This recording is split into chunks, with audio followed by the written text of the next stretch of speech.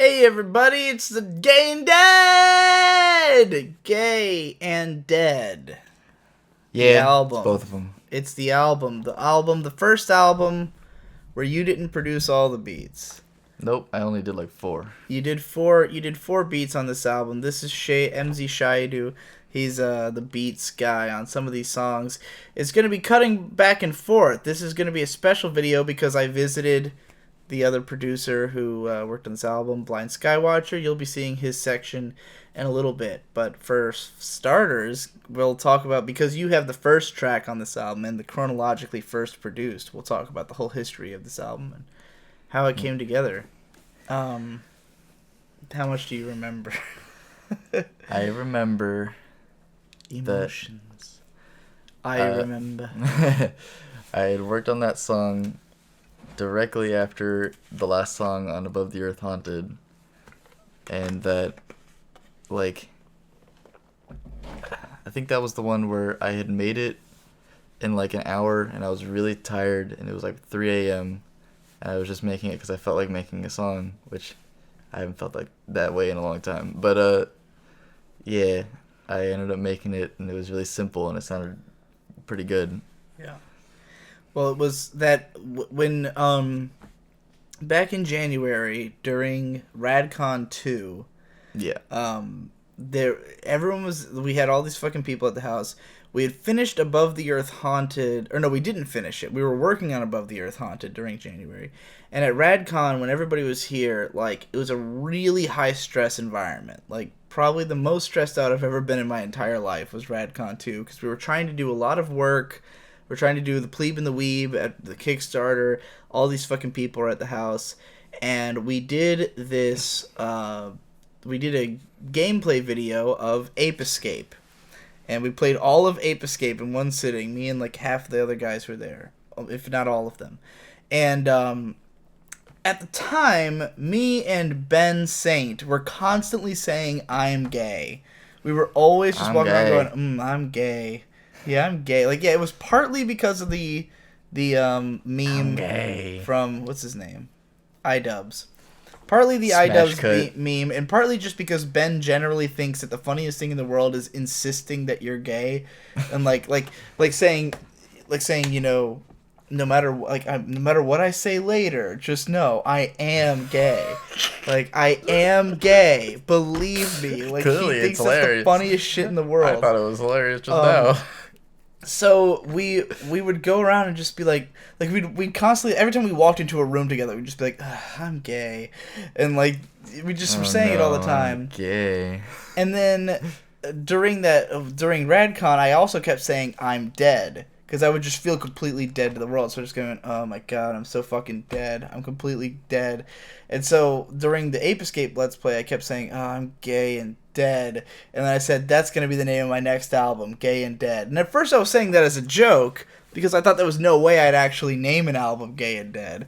But then I kept insisting it over the course of the playthrough until I memed myself into like, well, I have to call it that now. Like, there's no way I cannot make the next album Gay and Dead.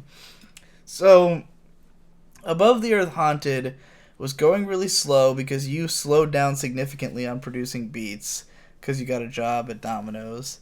And I got the job before we finished the first album. yeah, but like, you really slowed down Like, during Above the Earth Haunted's production cycle. basically, I had slowed down during that because I had just started management, and management required me to work like 60 hours at the time. But then, since then, I haven't been working as many hours, but I've been trying to spend a lot more time with Amber, and then she wants me to spend more time with her friends, and then I'm trying to spend more time with my friends. So I'm just trying to... Basically, you're not making any fucking music. Yeah. And like, the proceeds of the first 2 albums entirely went to you, because Right. I was hoping to inspire you to make more music. It was like, hey, if Shade sees this as an avenue by which he can make money, maybe he'll do more. But it wasn't, I guess it just didn't make quite enough for it to seem that way. It wasn't enough for me to think like, yeah, I should do this instead of Domino's, because I mean, I make like 1,600 a month from Domino's. Mm-hmm. That's probably about as much as I made from both albums over an entire year, or almost an entire year. So Fair enough. yeah.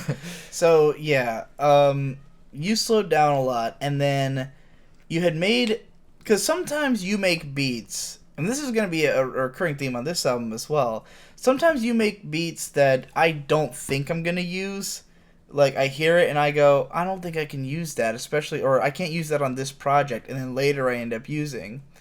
And on Above the Earth Haunted, like, I'd rapped over the Almost Nothing beat, the Seethe beat, and I had done a demo of Shallow, but I didn't like it that much, and I wasn't sure if I'd put it on the album. And then you did the Frank Jaffe remix, which was the final track. Right. And at first I wasn't going to use it because it was just too much, you know. But then you put out the beat that's just called Dark Beat, which is the Broken Brilliance beat. Yep. And I heard it and I immediately loved it completely. I was like, this is the coolest fucking beat of all time. I have to rap over this. So, like, basically the day after you made, or the next day after you had made the beat the night before, I listened to it on repeat and I scrawled out the lyrics for Broken Brilliance. And in those lyrics, I wrote the line, I couldn't be any gayer and deader if I tried sucking dick and committing suicide. And that was basically the moment that it was decided, okay, this is going to be the first track for Gay and Dead. Like, Gay and Dead is officially the actual name of the album, and this is going to be the first song on it. And because it just made for such a good intro track.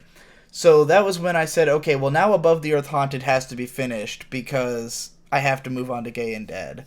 So, because Above the Earth Haunted wasn't originally planned to just be a 4-song EP. It was just going to be the next album. But, like, I was more excited about doing Gay and Dead and, like, chasing that emotion as opposed to the... Because Above the Earth Haunted songs are all, like, very airy and ethereal and weird and, like, experimental. And the Broken Brilliance beat is, like, just a straight-up banging rap beat. You know, like, there's nothing weird about it. So I was like, okay, I want Gay and Dead to be a little bit more like, you know, a fucking rap album. I want it to just, like, hit people over the head and they get it immediately, you know? So, yeah, once I wrote Broken Brilliance, then I went back and did Deadline over the Frank Jaffe remix, and that was the end of Above the Earth Haunted, and then it was, like, the Gay and Dead work cycle. So yeah, Broken Brilliance, the beat was Dark Beat, and like you said, you just made it in like a couple hours at night. It was 1 hour. Like, yeah. I found a nice sample, and I was like, that's cool. What is the sample? The drum sample is just, I went to, like, drumsampleloops.com. Uh-huh. And are all the other noises in there just original? Because a lot of people think that the ba-ba-ba... That's FL Studios, if you go into this, like, one package thing, you go into sound effects, and it's got, like, instruments. One of them is vocals, and it just says, ah. So I just used the ah. It sounds a lot like the Fire Temple music in Ocarina of Time. Right. Which some people have said they thought it was that, and it's not at all. And then the keyboard thing, the do. Oh, that one. That's just the electric keyboard. I love that sound. Yeah, you love it too, and I use it in a million things. This song is like, what I love about the beat of this song is that it's a bunch of like different sounds that almost have no business being together, but each one sounds so cool individually that all of them combining is just really great. Like, once the like kicks in, it suddenly sounds like a Tony Hawk song to me. Like, it sounds a little bit like the keyboards in the background of the Del the Funky Homo Sapien song. The ones, you gotta wash your ass if you must, you gotta brush your hair if you must. I don't remember what reminds noise me of that I used song. for that, but it was also just a Fruity Loops synth. So, yeah, when I heard that beat, I was immediately like, this is the greatest beat you've ever made. Like, I was completely in love with that beat. I remember that I heard it because me and Victor were listening to like some of your beats in the car on the way home, and it was when I played it in the car, and it sounded really dope in Victor's car, and I was like, shit, I have to rap over this immediately. It sounds kind of terrible in my car though, because the electric keyboard thing has a lot of like random spikes in sound because it wah-wahs a bunch, and it can sound weird on certain speakers. Dude, no song we've ever made sounds good on every speaker. They all sound either good or terrible, depending on what car you're in. Like fucking Bedroom Bedrock sounds amazing in Mom's car. Right. Mom's She got, loves super that album. bass. Yeah, 'cause it sounds great in her car. That's why she loves it. Anyway, we'll go through Broken Brilliance lyrically. So the beat was very short. I didn't do anything to extend it, which is like we went through Bedroom. You're shaking your legs way too hard right now. I can't stop. Okay. It doesn't affect anything. I think you're shaking the camera. People can deal. All right, whatever. You live in a shaky world. There's no ground. There's no solid ground to stand on in this world. All right, lyrics. Well, Bedroom Bedrock songs were all about like a minute 50 or 2 minutes because it's basically how long you would make a beat before you got sick of it. Right. This album, there's only a few songs that are like that, and several of them are yours. But like, yeah, I was trying to kind of break away from that and to break away from the just verse, chorus, verse formula. So like even this song, even though it's a 1 minute 50 song, this is like the first one where I tried to do studio chatter as opposed to, because where the first chorus would be in the beat, I just rapped right through. So there's only one chorus break in this song, and then it goes into the studio chatter part. But yeah, this is kind of the mission statement song of the album. It's very general. It's just like all of the emotions of that moment in time. But it goes, please do not speak to me between 3 and 8 a.m. I can't relate to you humans.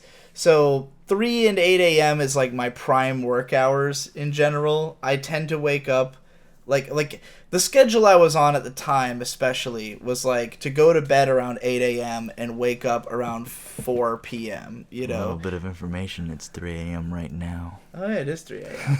So basically I was saying like that's the time of day I don't want to be distracted. I want to be up during those hours. That's when I get stuff done.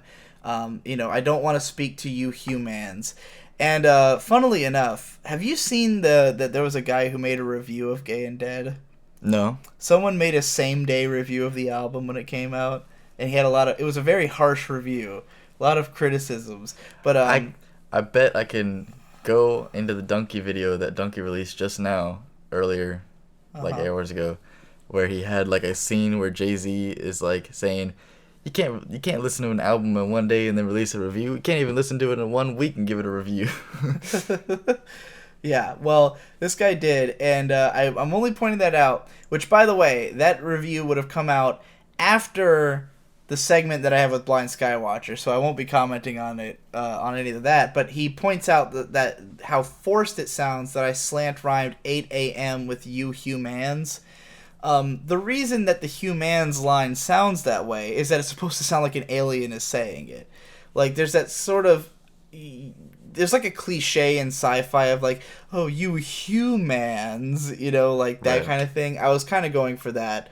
I wanted it to sound really like alien and off-putting. Like, I don't understand what it is to be a human, I can't relate to you humans on any terms but my own, defined by my lifestyle and how I've grown, which is just my usual, however you were raised is how you will act. It's a combination of who you are and how you were raised. I gladly postpone my meetings with the daylight so I can fight my demons by the moonlight. Now, I'd written that line, and like that, that's pretty straightforward, but having written the phrase fight my demons by the moonlight, I had to then reference the Sailor Scouts, Sailor Moon. I might be a Sailor Scout, but not quite the coolest guy. So, The Coolest Guy is a rap song by Endless Jess that is one of my favorite songs of all time. And in it, the first lyric is, I'm the only male Sailor Scout, a planeteer, Captain Planet, come over here and have a beer. And then at some point he says something about fighting evil by the moonlight. I told you I'm a Sailor Scout. You thought that I forgot, right? And because it's one of my favorite verses, it's always in my head. So when I said I fight my demons by the moonlight, I had to reference Sailor Scouts. That's why I say I'm not quite the coolest guy, because Jesse is the coolest guy. You tried to define me and find me shy, but not from self-destruction, pressing that button that is my limited function. So yeah, I find myself hard to define. I don't like applying labels to myself. I think if you try to apply labels to me, you will find it that I am I am shying away from them, that I don't necessarily fit the labels you're trying to put to me, hence the line. Try to define me and find me shy. But, but I am always able to be self-destructive. I couldn't be any gayer and deader if I tried sucking dick and committing suicide.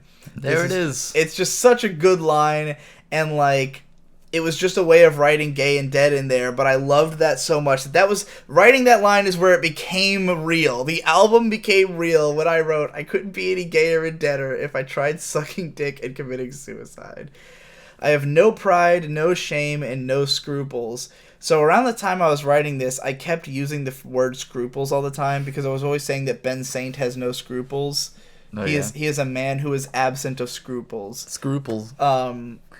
Hey, say scruples. So then, for the next line, I really wanted to rhyme pride, shame, and scruples. Like, I wanted to rhyme all three words. So the next line is, though I don't hide, don't bane post, or shoot schools. Which is my attempt at rhyming with all three words. I spent a lot of time trying to find words that would rhyme, and it doesn't necessarily make sense. I'm basically describing, like, I don't know, a 4chaner, or Monkey Jones or something. I have no idea what I'm describing. I don't hide. I don't bane post. So bane posting is a thing on the TV board on 4chan where everybody just posts Bane all the time from The Dark Knight Rises. Uh-huh. He is the biggest meme on the TV board, and he has been for like 8 years, or however long that movie's been out. And I don't shoot schools. Literally, I was just trying to find three things that rhyme. This is like the most nonsense line on the entire album because I just wanted to find three rhymes. Just eat noodles and say nigga more than anyone else. I have no good excuses for myself. This is a reference to a Jim Jeffries joke. Do you know Jim Jeffries, Australian comedian? He's fucking hilarious, but he has this bit where he's talking about his kid being in preschool and him like meeting other parents and stuff. And like it's like a nice preschool, and like one of the parents is like, "Oh yeah, what do you do? I'm a doctor," kind of thing. And he's like, "Oh, I'm a comedian." And he's like, "Oh yeah, like what are you known for?" And he's like, "I say cunt more than anybody else," because apparently he said cunt so much that he made it okay in American stand-up places. Because in Australia they say cunt constantly, but in America it was like a big taboo. But because he says cunt so much, he like normalized it here. So it's actually a matter of pride that he says cunt more than anybody else. So I started saying that I say nigga more than anybody else, because I want to do the same thing. And then I say I have no good excuses for myself because I am not what you wanted to hear. Unless your whole world's gotten too fucking weird, that's when I will appear and tell you it's all fucked. Yeah, no special meaning behind that. I just think it's a great line. If you don't want to hear me unless things have gotten too weird, that's when I appear. Just give it all up and complain in the muck that I'm dragging on up from the sewers and spraying all over on everyone. Yuck. Yeah. Fun lines. Then we get to the chorus. I'm kind of like a superhero with all the powers of Brother Nero. Got that broken brilliance. Once you die inside, then it all starts to make sense. This is a huge reference to the Broken Matt saga of wrestling, which is the greatest thing that's ever happened in the world. And what the entire song is named after. Yes, it's named after the Broken Brilliance. So it's kind of difficult to explain without explaining the entire Broken Matt saga, but basically, Matt Hardy is a wrestler who became broken because of his brother's betrayal of accidentally breaking his leg. Like his own leg. The brother broke his leg, and that betrayed Matt somehow. Matt goes insane and achieves broken brilliance, which turns him into this fucking amazing, weird, flamboyant character that everybody loves. And he refers to his brother as Brother Nero. And the two of them have like superpowers because of their broken brilliance. So that's what the whole song is named after, and that's why I have the powers of Brother Nero. And that's what inspired my studio chatter at the end, where I say, you don't get my references? Oh well, someone will post this shit on Genius, I'm sure, because I was just like, this is kind of an obscure reference. If you don't know what broken brilliance is, then you don't know what broken brilliance is, Like, again, it's too much to explain. So I was just like, the funny thing about rap is that most of it, or most lyrics, are generally kind of coded. Like, it's people writing abstract version of their feelings. But I tend to write things in a way that is not abstract at all. It's more like I'm explaining myself because I like to be understood, as I say at the end. So, this is like the one time that I was being kind of esoteric by making this very specific reference, but I was like, even if it doesn't get posted on Genius, I'll post it myself because I just want people to get it. Want people to understand the song. Of course, I'll just make a whole video about it. So, yeah, Broken Brilliance was the first song that was made. So then, getting into the... Oh my god, every other beat you did on this is one that I wasn't going to use at first. Yep. There were all the other ones were ones that I later decided to. So Fallen to Pieces was originally part 2 of a beat you made. What was the deal with that?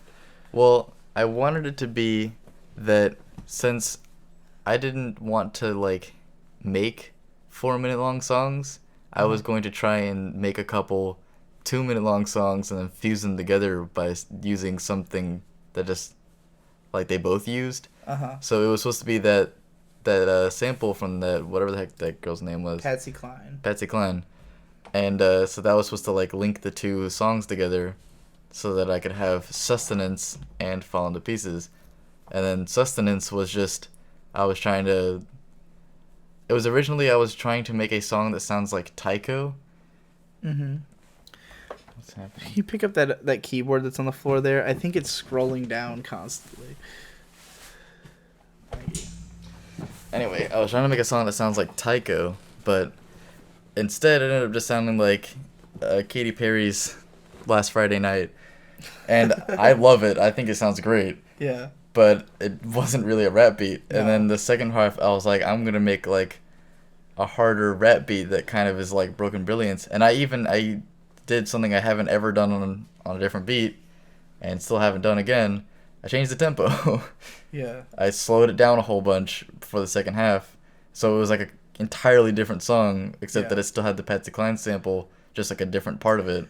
So the Patsy Cline sample is kind of massively important here. Right. Because, and you'll hear me talk about this when we get to Blind Skywatcher's section of the video, but song... Paradise is before this one, so... Yeah, but it was made at the, same time. The two songs were made around the same time.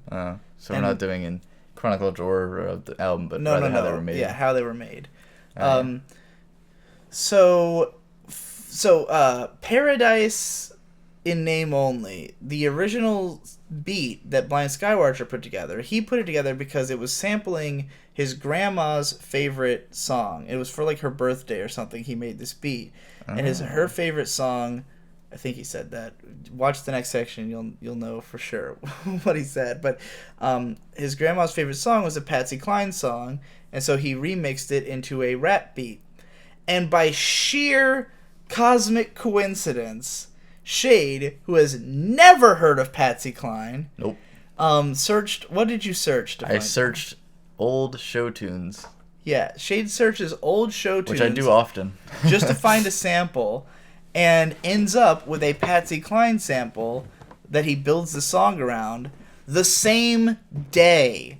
Your a couple song, hours apart. Yeah, a couple hours later, Shade put out this song, and they were completely unrelated. You had never heard Skywatchers. You didn't know anything about it. It was the next day you were like, oh, did you see his Yeah, I thing? thought you guys had organized it somehow. I was like, what are you talking about? Yeah. So, just by sheer chance... They both put together songs with Patsy Cline samples as the main thrust of the song on the same day, you would never having heard of it, and him having done it only because of a very specific reason. Right. Total cosmic coincidence right there.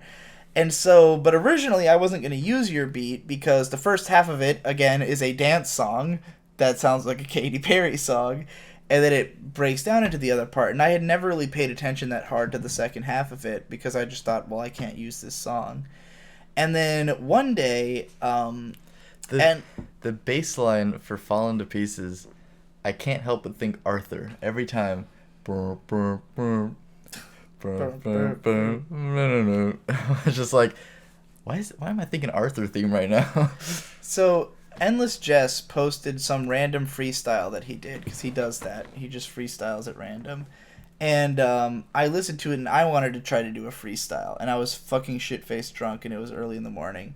So I was just looking for a beat that I could freestyle over, and I click around in that song, and I hear the second half, and I was like trying to freestyle, but I was like, okay, this actually makes sense. So I made this really bad freestyle, and I posted it on SoundCloud. I don't know if you remember, Yep. but I don't remember what it's called, but it's still up. So I made this shitty freestyle over that half of the song. I think it was just called, like, I Tried. Yeah, I tried. That's what it was called.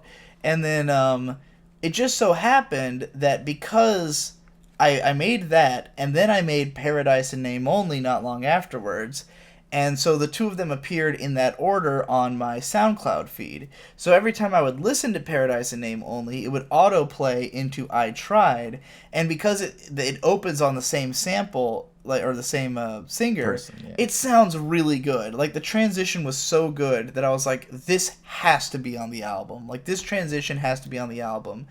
And, when I'd first made I Tried, I wasn't feeling the beat that strongly, but, like, once I'd heard it a few times, I was like, okay, this could be on the album. So that's why I made Fall Into Pieces, was like, this beat has to get used, it has to be on there.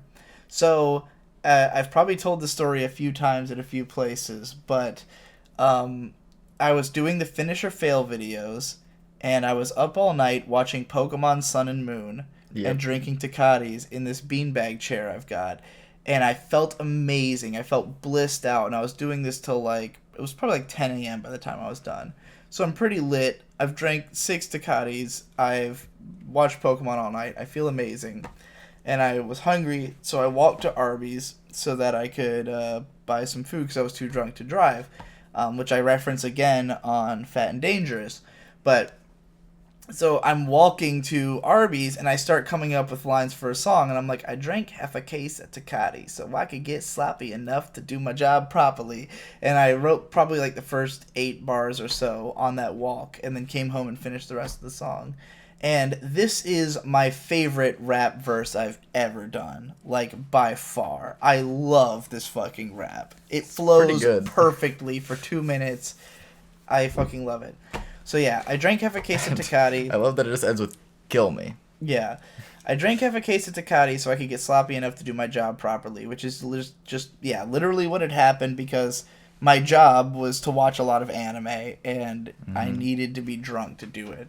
And this was at a period in my life where this was when I was really cranking into, like, insane work mode, which I've basically been in all year until this 2-month pseudo vacation time that I still make constant stuff during. But, like, I launched into this period of, like, nonstop productivity. So I was starting to feel like nobody works this much. Nobody should or does work this much. So have you heard Congratulations by Post Malone? No. Okay. Why? Is it similar? Well, kind of. He has a line where he says, like, I worked so hard, don't know how to vacation. They ain't never had the dedication. Yeah. Anyway, I'm probably the only psychopath who works this constantly, but I don't know how else to be, and nobody is stopping me.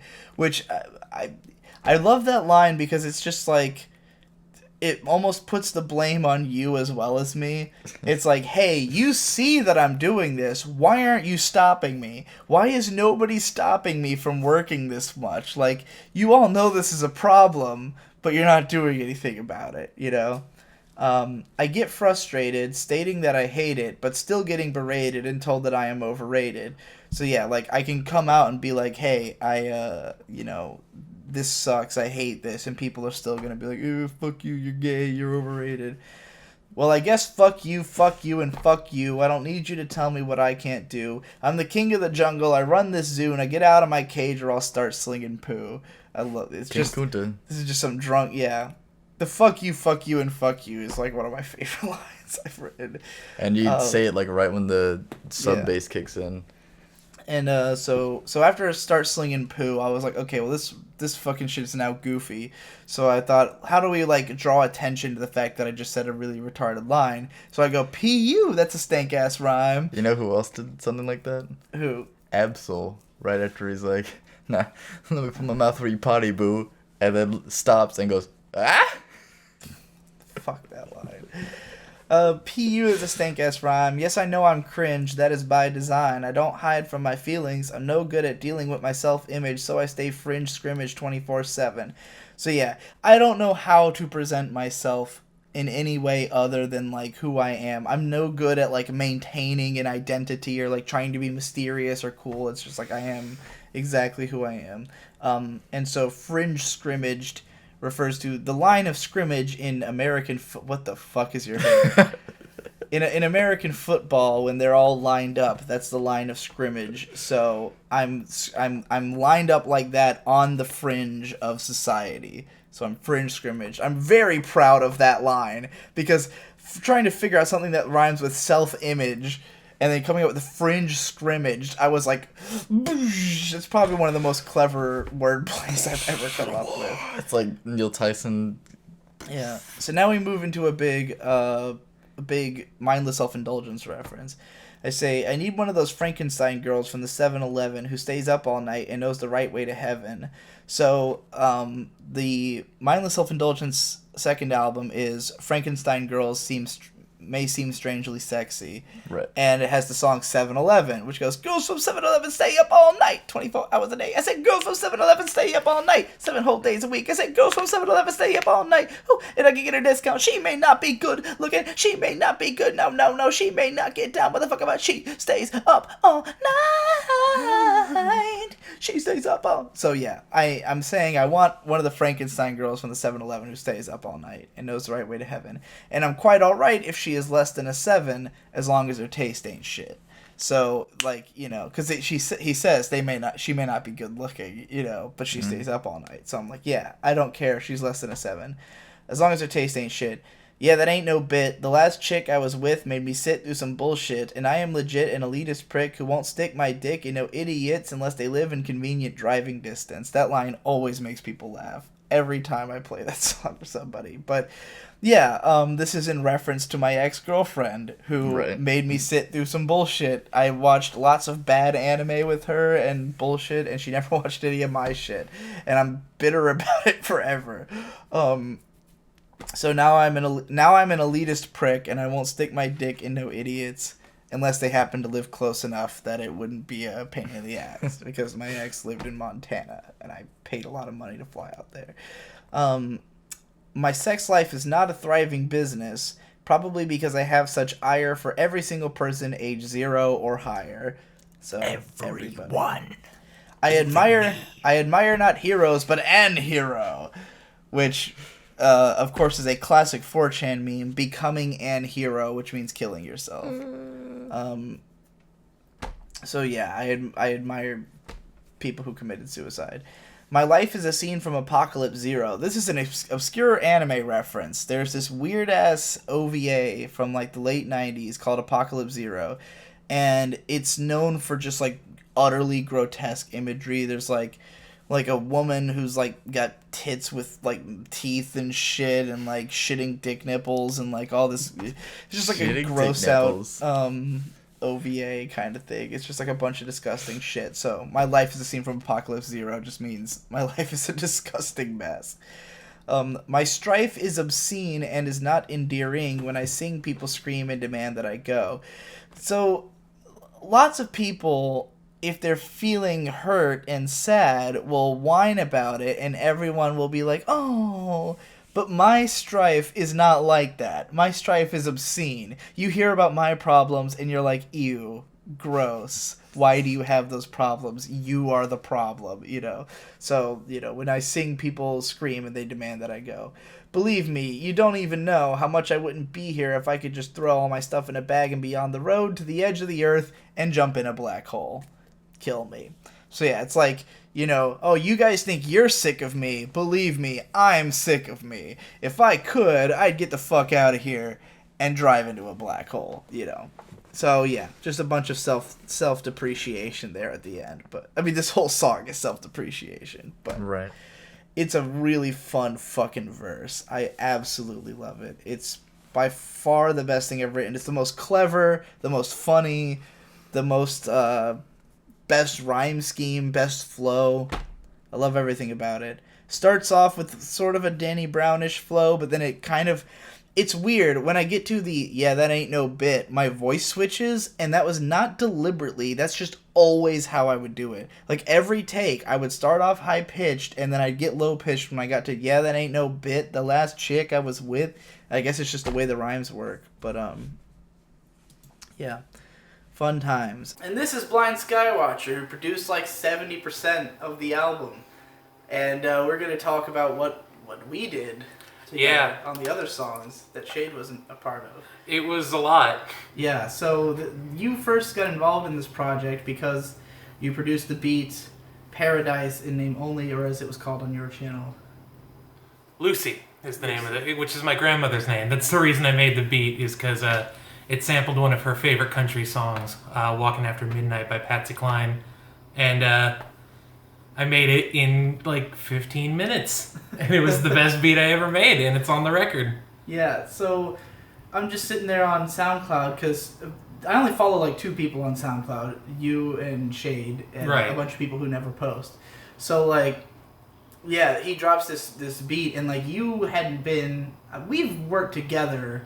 Yeah, on and off for like 4 years now. Yeah, we've made a couple stupid things. You did that clipping thing with me, which was fun. Yeah, if you haven't seen that, we did a clipping parody that's pretty great called Shots. Which, just search Shots. It's a really good track.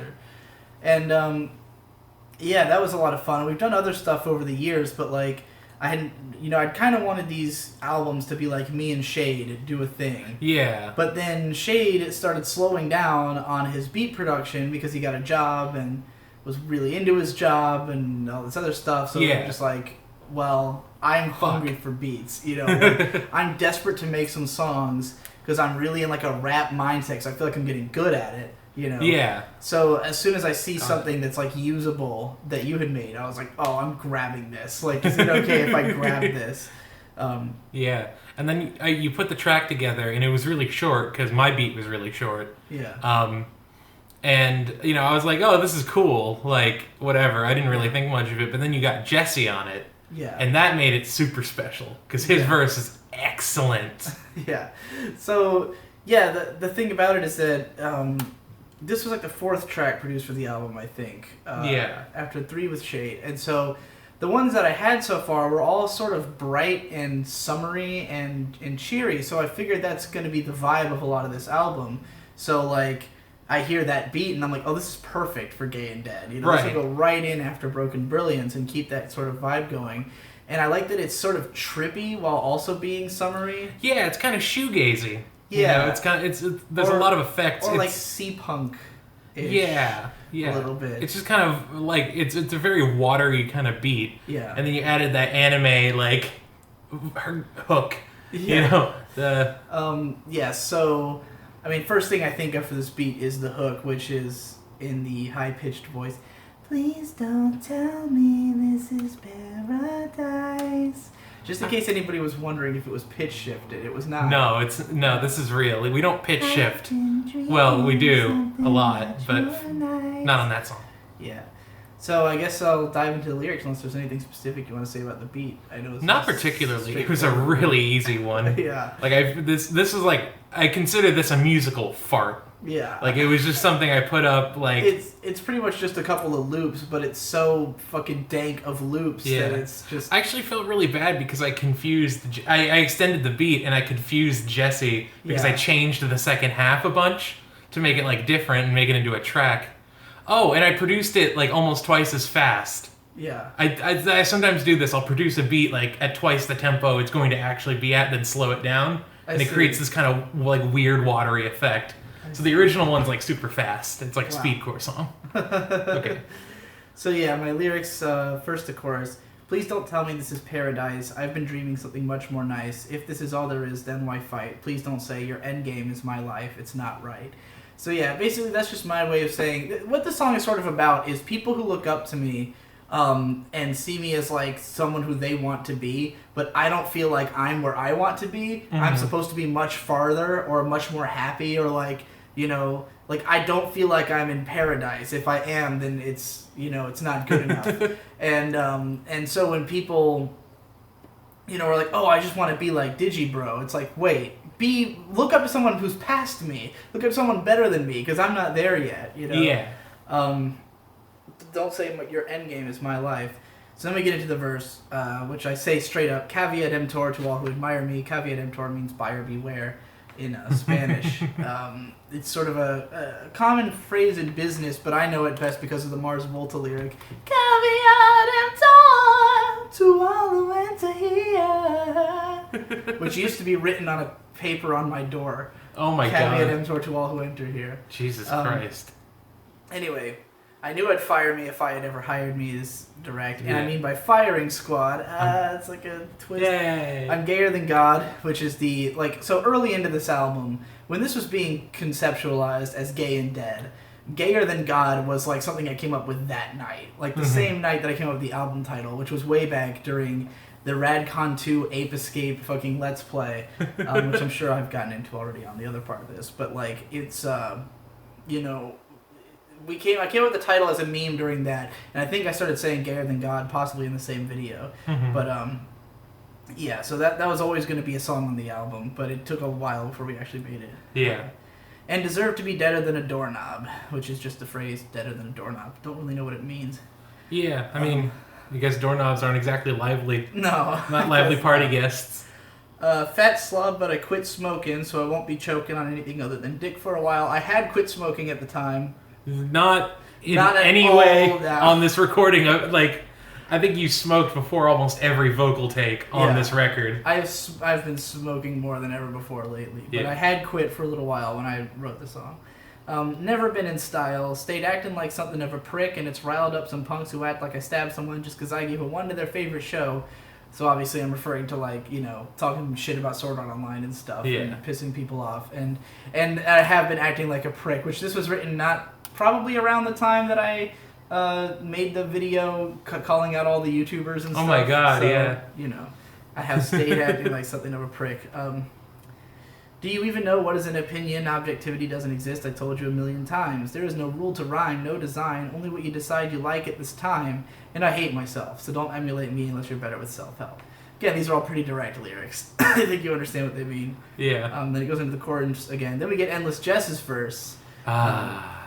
Which he goes even more. I like his, I love mine because I love the flow and delivery of it, but I don't think the lyrics are all that exceptional. Jesse goes way more in on the actual concept of the song, which is this idea of don't look up to me because I'm not in the right place. So he says, 1 trillion fans ain't worth a damn. They ain't worth one friend I can call my man.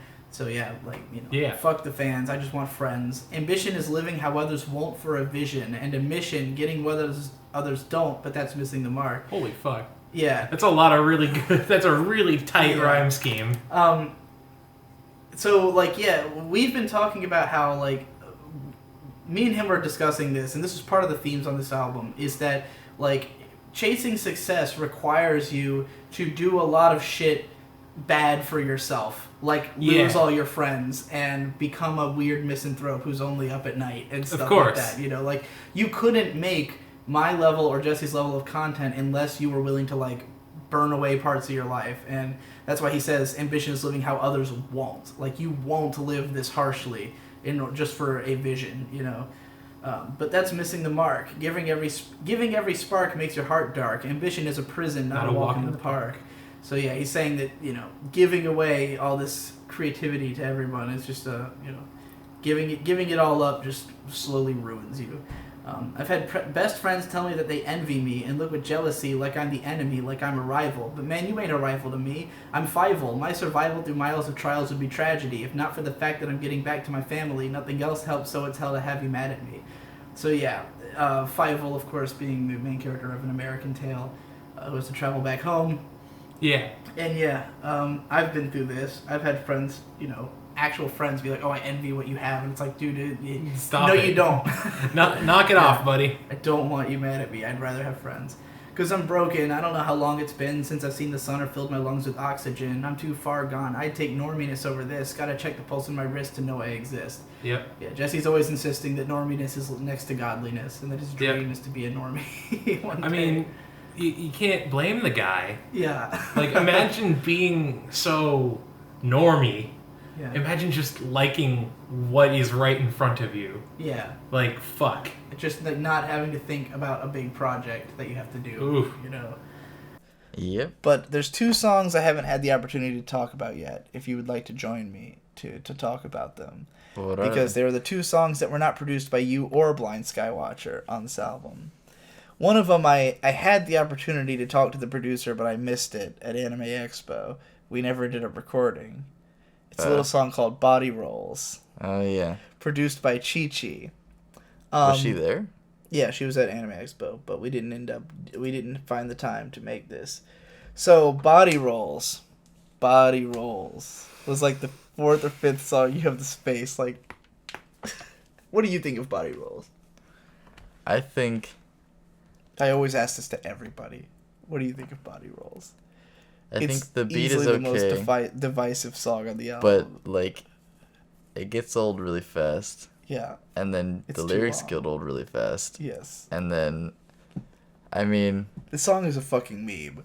There's nothing really much good about it. So, okay. We were on the pub crawl one day, the show I do where I get drunk and talk about stuff, and Chi Chi was on, and she said something about that she started to produce music. She was like, oh yeah, I've gotten into music production and stuff, and I was like, oh, you should make me a beat sometime, and she goes, yeah, okay, and I was like, I just said it as like a joke, but she was like, I'll do that, and I was like, really? Like, I didn't believe that she'd actually do it. Like, the next day, she sends me this beat, and I thought it was fucking dope. But it was only like 1 minute and 15 seconds long, right? So I'm like, alright, I'm gonna have to loop this to do anything with it, because it just feels too short. And then I told her, like, she asked, like, do you want me to loop it or anything? I was like, yeah, go ahead. So I'm expecting her to just, like, create, like, a seamless loop. But instead of that, she just doubles the song twice, and then also adds in this little, like, weird part in the middle. So, like, if you listen to the song, you can clearly hear it plays out all the way through once, and then it plays out all the way through again. Like, there's even a gap in between. And then it plays this weird little interlude section, and then it plays the entire beat a 3rd time. So, or no, a 4th time. It's the whole beat, the whole beat, the whole beat, weird interlude, the whole beat. So there's 4 of the entire beat in there. So the song is 5 minutes long. It is fucking long. I've never written a song 5 minutes long before. Most of my songs are 2 minutes long tops. Even, like, a lot of rappers' songs that are 5 minute long, they'll have 5 people on it. Yeah. So I keep listening to this fucking beat, and I'm just like, I wanted it to, like, on the one hand, I was like, oh, I have to cut this off somewhere. It's way too long. But then I was like, well, how many repetitions of the beat do I want? Because if I had 3 repetitions, it was too long, but 2 was too short, and I wanted to keep in the weird interlude section, and I was just like, I don't know what the fuck to do with this. So it just so happens that I'm getting really fucked up drunk. I drank 6 bottles, hence 6 bottles deep. And they're all red beers. So I had like 3 Red Horse, which is a really powerful beer. I had like 3 Red Horse, a Red Stripe or 2, and something else. And I was like fucking shit-faced. This is the only song that was both written and recorded shit-faced drunk. Usually I write and then I start getting drunk so I can perform. And even then I don't get that drunk. This song was just obliteration from start to finish, which is why I wanted to preserve it the way it is. Because, like, yes, it is an unlistenable, unmixed pile of horse shit, but it's also hilarious and awesome and funny, and I love it. And, like, I want to preserve the feeling of me recording it, because it legitimately sounds like 6 of me drunk in a room shouting, and it's hilarious. So, alright, the chorus goes, 6 bottle deep, someone tell me just where I ought to go. I don't know where to put my dick in all these body rolls. You say to go to there, but I don't know what you don't know. Believe me, I can't see me. If I could, I'd see me gross. These lyrics make no sense. The gist of it is I'm drunk and lost. And then I start yelling, everybody know me, but you don't know what I'm about. So then we get to the actual verse. So that chorus is like 1 minute long, and it goes 3 times. So 3 minutes of this 5-minute song is just the chorus.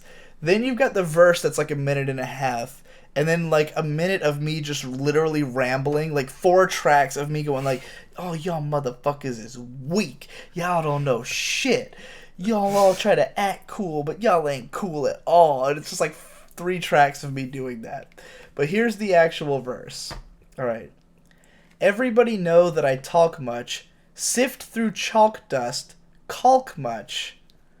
Try not to hold up my life to snuff with a bunch of ideas that I crunch into self-help stunts that could not be more bluntly crunk. So basically I'm saying I try not to hold my life up to too high of a standard, and I crunch my ideas into self-help stunts. That, like, I guess this song is a self-help stunt that's bluntly crunk. I don't know. I'm a skunk with a heart of gold, which being a skunk, Mom has always called me stinker and like given me skunk. I don't know. She's always compared me to a skunk for some reason. Never fold, never break, only bend into shapes that I always want to take. Never fake, bitches cake me and try to eat my skate, but I stay clean. I stay clean, me, mean, free, killin' sheet. That's SHYYT. But I stay clean, me, mean, free, killin' sheet. I'm a freak, but I seek other meek and discreet messages. What does any of that mean? I'm a freak, but I seek other meek and discreet messages. No, I meant the other stuff. Oh, I have no idea.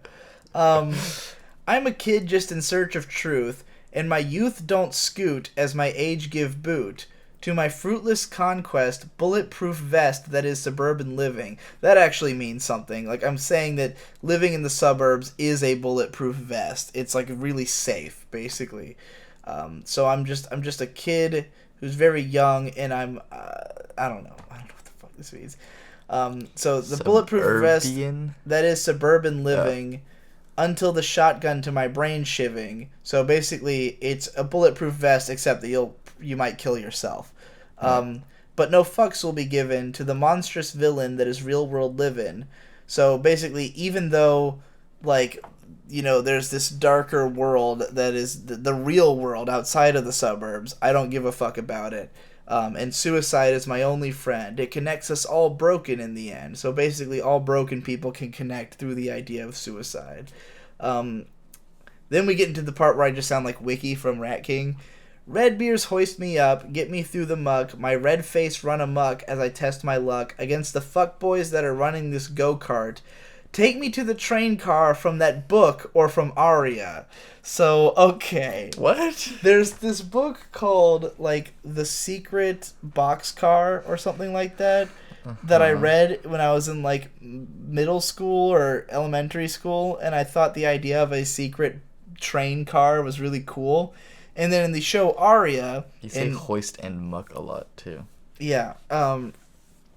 In Aria, Season 2, Episode 4, I think, there's a part where the main character girl just, like, finds this train car in the middle of, like, a field, and it's got all these beautiful flowers growing out of it, and it's super pretty and cool, and it's, like, a super dope hangout spot. So basically, I want to go to a train car, like the ones from that book, because I couldn't remember the name of the book. So it's that book, or from Aria. My sweet guardian, my escape from this place of which I am done. I want fun and to be alone. Don't encroach on my brand new home. Just let me phone in all the prone dome shit. I'm alone, no place is home. You can't fake chrome. I can't make no promises. Now every word is capitalized all of a sudden. I can't make no promises. How I live is none of your business. And that's just how it is, bitch. I wish I could witness bliss, but I'm fisted straight and listed gay like a dead man. God is the magistrate. I don't know what any of that means. These lyrics make no That's sense. next freaking level, dude. You opened my third eye. That's wwhy the song had to be on the album. Because just what even? Also, what is bonus? Oh, the bonus song is it's only available if you buy the album. But it's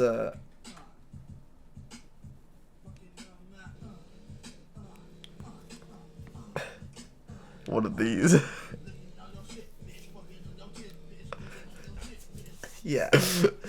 Anyway, there's one more song that neither of you produced. Nobody I even know produced. It was produced by Hideki Kobayashi, because it's from the Phantasy Star Online soundtrack.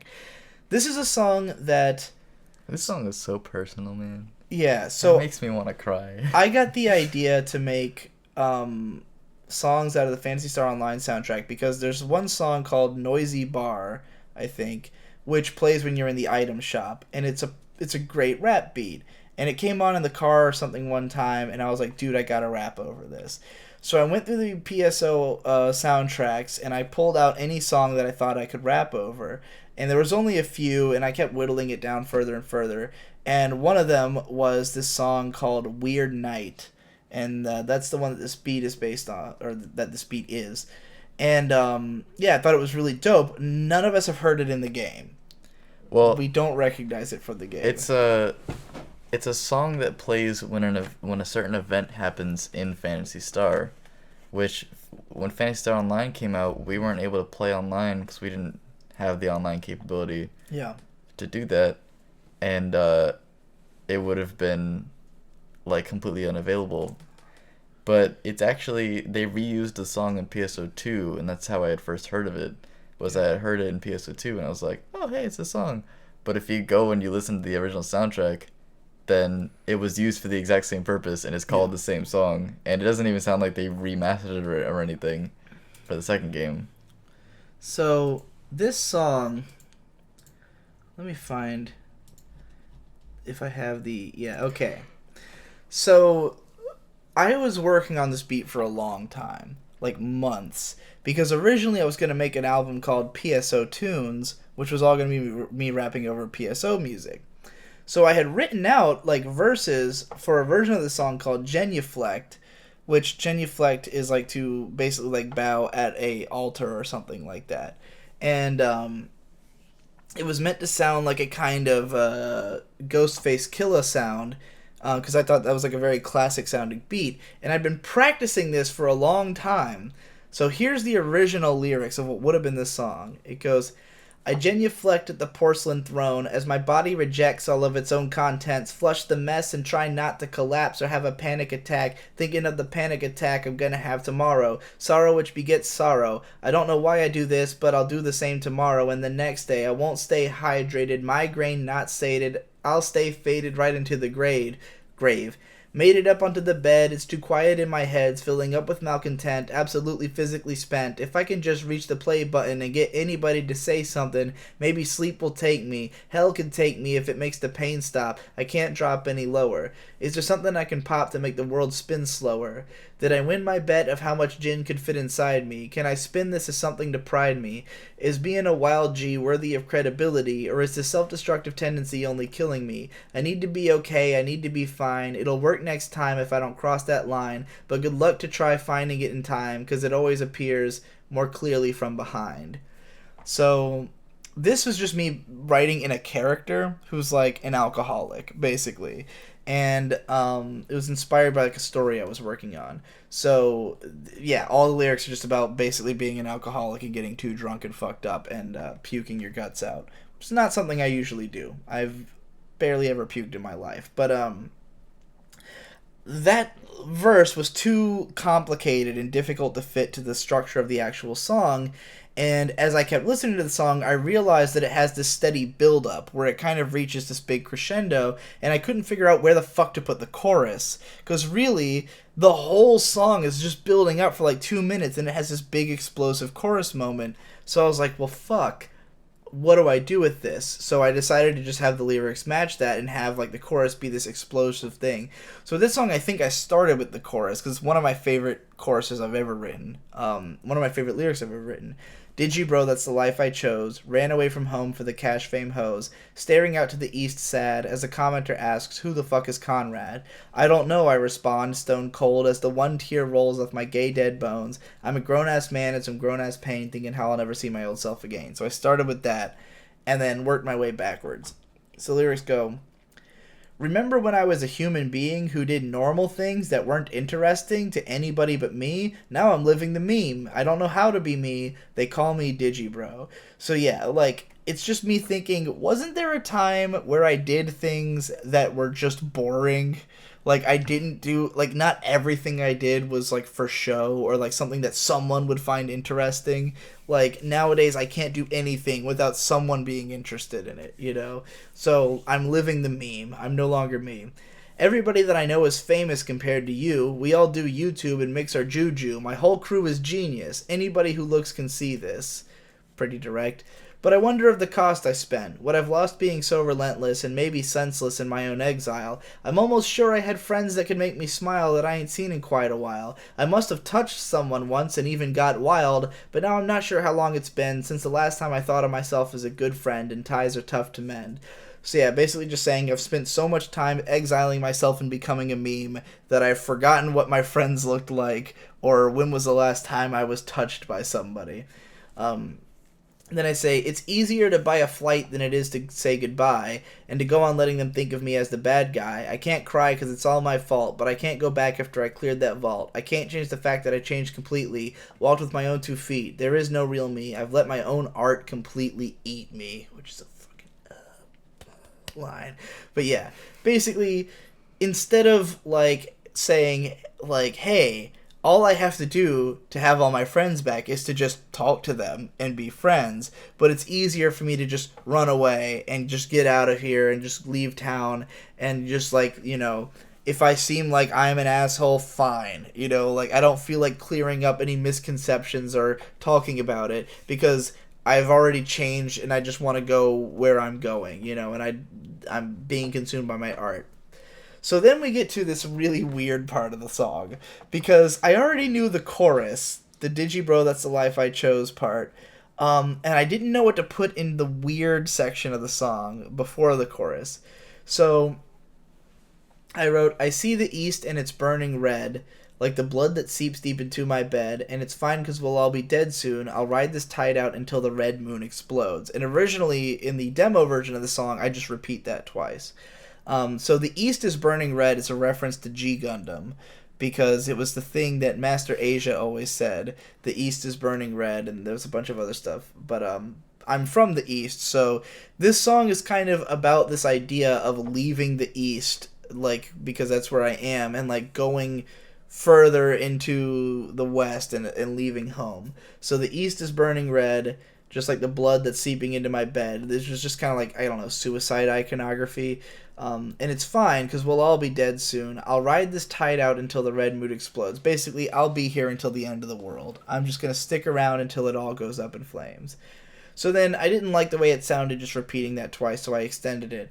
I know what the future holds. Either it's soon or it's after I grow old. And I'm not sold on the thought that this soul is something I've totally got under my own control. So yeah, in the future, death is coming for everybody. Either it's coming soon, or it's after I'm already old. And I'm not sold on the idea that I have any control over it. It's just gonna happen, you know? So yeah, those lines are totally, like, out of place in this song, but it sounds good in that moment.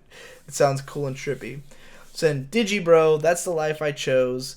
Ran away from home for the cash fame hose, staring out to the east, sad, as a commenter asks, who the fuck is Conrad? Obviously, I am Conrad, but I have been so consumed by Digibro that people don't even know who the original was anymore.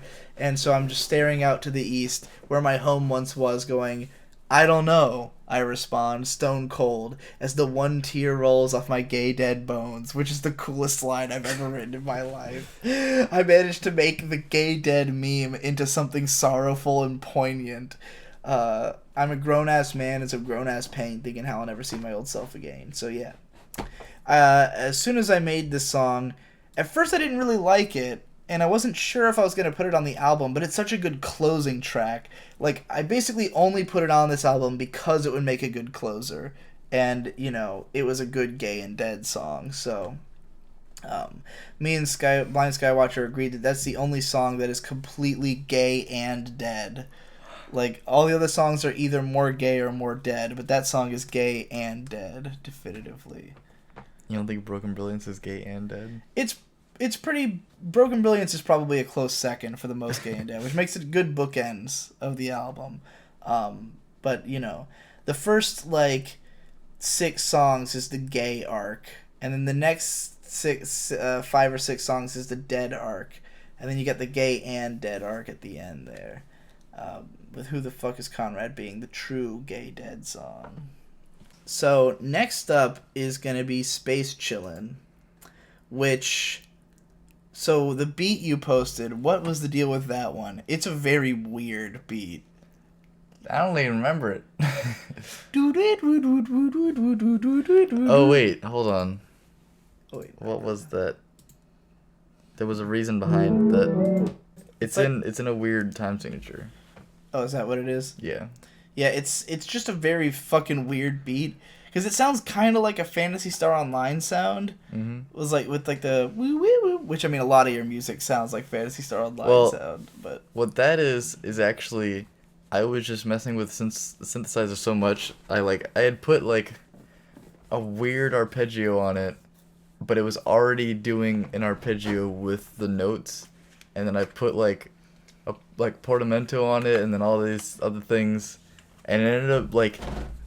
It was originally something completely different, but it wasn't playing what it was supposed to. It was just playing something totally different. I was like, that sounds really weird, and I like it.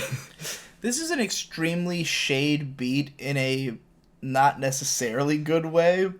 Like, just the fact that it's like all these weird discordant noises that don't really gel together. And, like, when I first heard it, I was like, this is terrible. Like, I hated the beat when I first heard it. But it was so weird and spacey that I was like, maybe I could use it for something. And, as usual, I was drunk. And, like, I was playing it on repeat and thinking about how spacey it sounds. And I came up with this refrain of, we don't have to stay here on this fucking rock. Move out to the moon and start another block. And I kept thinking that as I was listening to it. And in my head, it made perfect sense as like an MC Ride shouting it. Like, we don't have to stay here on this fucking rock. Like, but I can't do MC Ride's voice.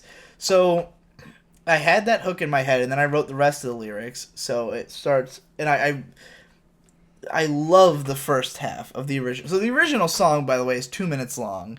Right. The version that's on the album is 51 seconds. So, we'll go through. I go, I'm relaxing, so drop that shit about factions. I'm not actions. I want release and a free lease to be peachy keen with no young lean but my ugly mane.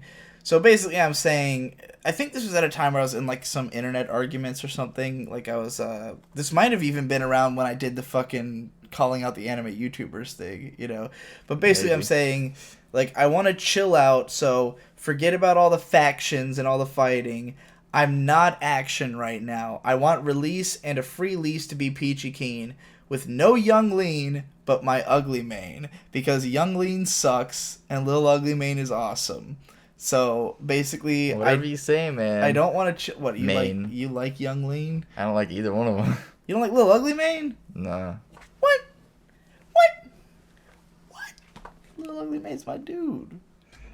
Lil Ugly Mane is my dude. Is your little Mane? Have you listened to fucking you listen to what's it called? Gangsta shit. I don't remember the Thug Mr. Thug Isolation. Nope. You should listen to Mr. Thug Isolation. You'd like it. Anyway, I love Lil Ugly Mane. So I was saying I want to chill out to him and not Young Lean. Gone insane like I like it. I connect best when it's frightening. I'm told I should do the right thing, but I look up to alternatives, so I'll burn the bridge and keep writing. So yeah, I found the beat, like, frightening. Like, the way it sounded to me was pretty like, scary. It's kind of scary sounding. And I was thinking just, like, that's the kind of beats I connect the best to. Like, I like when the sound is scary. And that's also Lil Ugly Mane. His, like, music, a lot of his newer music is all fucking terrifying. But, like, that makes sense to me. Like, I don't want to hear normal shit. I don't want to hear a pop music beat. I want to hear some fucking weird shit. I want to rap over some fucking scary shit, because that makes sense for what my lyrics are gonna be. So, yeah, I connect best when it's frightening. I'm told I should do the right thing, but I look up to alternatives. So, like, yeah, like, the people I look up to are not, like, do-gooders. They're not, like, heroes. I look up to people like Hunter S. Thompson, who is a fucking drug-addled psychopath, Like, I look up to alternatives, so why am I trying to do what like society says is right when the people I look up to wouldn't do those things? You know, they do their own thing. So I look up to alternatives, so I'm going to burn the bridge and keep writing. Do not come to me biting. Do not call me a white thing. I'm done with all the infighting. So this is just in reference to, like, you know, the idea that I'm sick of, like, this idea that, like, your race even matters. I just want to chill out. Don't call me this or that. Don't label me. East Coast and I'm down south, so I'm slow-mouthed when I'm thinking. This is a reference to something I've talked about a few times, which is a video by Hip Hop DX, where they talk about how Southern rappers are, like, slower. And this one guy was saying that it's because he was like, you know, people from New York, they're all like, pizza, pasta, cappuccino. It's like, dude, shut the fuck up. While people from the South chill out on their porch all day and, like, think about shit. And so they have, like, you know, they have more weight to their sentences. So I'm saying I'm East Coast and from the South, so I'm slow-mouthed when I'm thinking. Need a moment and this is also because the rap itself is slow, so I was referencing the fact that I wasn't going, like, ham on this. Need a moment to sing along? I'll leave silence here for your breathing, because there's a silence in the beat. And I say, no auto-tune access, so this chorus might not be lit. Just give me a moment, I'm going to blast off in a bit. And then it cuts. That was just a test to make sure you're paying attention to this weapon that I'm setting up and getting ready to fire it.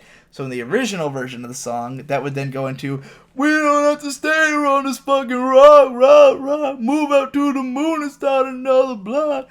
My voice did not work on it. It just didn't work for this hook. I don't think it's a bad idea for a hook, but my voice sounded like shit. I couldn't do it right. I hated it. There's, like, a few more lines in the original song in, like, a break in the middle, but yeah, I hated the hook. I thought it sounded shitty, so I wasn't going to put it on the album. But then I kept listening to it, and I loved the first verse so much because I loved the voice they do. Like, I'm an accent, so drop that shit about factions. I, like, really liked the way it sounded. So I was like, okay, I'll put it on. I'll just cut it off. And it makes sense because I'm saying that I'm setting up this weapon and getting ready to fire it. So the weapon that I'm setting up can just be the next song. And what better song to be the weapon I'm setting up than Fat and Dangerous, the most intense, bombastic song in the world. You put the hook in all caps. Oh yeah, I wrote the hook in all caps. So, Fat and Dangerous, what happened here? Well, that song was originally, you had said something about, like,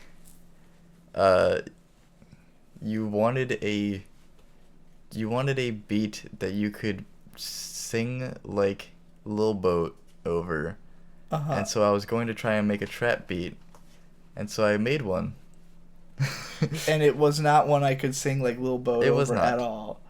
But it also happened to be, I was trying, like, a different mixing, blah, blah, blah, and I really liked it, and I think it's actually one of my most, like, I guess, well-mixed ones before you amplified all the bass. Yes. Well, the thing about this beat is that I first heard it and I hated it because I thought it sounded really flaccid.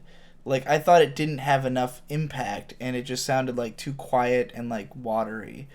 And so I passed on it completely and I wasn't going to use it. But then, so there was one night that was kind of definitive in the creation of Gay and Dead. This was Broken Brilliance had already been written and probably fallen to pieces, maybe Paradise. But, like, I went out onto the beach for a walk. I just wanted to cool my head. So I went out to the beach and I was Snapchatting and I kept just taking random Snapchats and then, like, rapping lyrics off the top of my head. And, or I'd, like, come up with a line and then Snapchat it. And I came up with a lot of the lyrics for this album on that walk. So the It's a Nihilistic Suburban Void, I came up with that on the walk. The lyric Overprotected, Now I'm Disaffected, which shows up on Quarter, was on that walk. Gayer Than God, as just an idea for a song, was made up on that walk. But the most important one was Fat and Dangerous in the whole chorus. I'm gayer than God and I'm deader than Christ. I'm fatter than the devil and I don't play nice. Come fucking with my flow when you gon' get ice. So don't ask me for shit, you won't get what you like. Fat and Dangerous. And I came up with that on that walk, and that was the most important song that had to be made on the album. So I was listening through beats because I wanted something that sounded like a stomping beat. Like I wanted to be able to stomp around like a fat guy, and I really wanted it to sound like Big Beast by Killer Mike, because that's the kind of vibe I like. The hardcore G shit, homie. I don't play around. Like, listen to the chorus of this song and then listen to Big Beast, and you'll be like, oh, okay, I understand. Just listen to Killer Mike's fucking shouting rap on that. So I listened to that beat you made, and the main, like, sounds like Godzilla. It literally sounds like Godzilla's voice. That is, dang, what was that? It was, oh wait, it was some famous, like, trumpet guy, I think, and I was trying to get a trumpet sample to use on it, and it was originally actually the whole song had this like long trumpet sample that I thought sounded really good, but when I played it for Amber, she like despised it. She was like, "Oh, this is terrible. Turn it off." And I was like, "What's wrong?" And she was like, "That trumpet sample sounds terrible." And I was like, "Oh, all right." And so I like cut out the whole thing, and I just like played, like, listened to it again, and there was some part where he goes like, and so I used that instead. And you just like compress the shit out of it or like distort it or something? Honestly, not really. I just mixed out all the lows. I see. And it's just old. Yeah, So I thought it literally sounded like Godzilla. So I was like, well, what's more fat and dangerous than Godzilla? He is the most fat and the most dangerous of all time. And the beat had kind of this stomping, like, boom, down, down, down, down. And I thought, okay, this beat makes perfect sense for this song. And then I timed out, like, the chorus, and it fit perfectly. And I was like, the only problem is that it's too fucking quiet. It doesn't have enough bass. It's not loud. I need this song to be like, I need it to break your fucking eardrums. So I literally took the beat into Audacity and upped the gain by 16 points. God. And so it was just a loud fucking clusterfuck. And then I was like, all I gotta do is like multi-track scream over this and it'll be perfect. And it was. And I mean, yes, the song sounds like shit, but in an amazing way. Like, it's exactly what I want it to be. My only problem with it is that it's so much louder than the rest of the album that, like, there was no way to follow it up. Like, we used Nihilistic Suburban Void, which is a good follow-up, but it's still way quieter. You still have that big come-down after Fat and Dangerous. But this song is by far my favorite song I've ever worked on. Like, it's my favorite.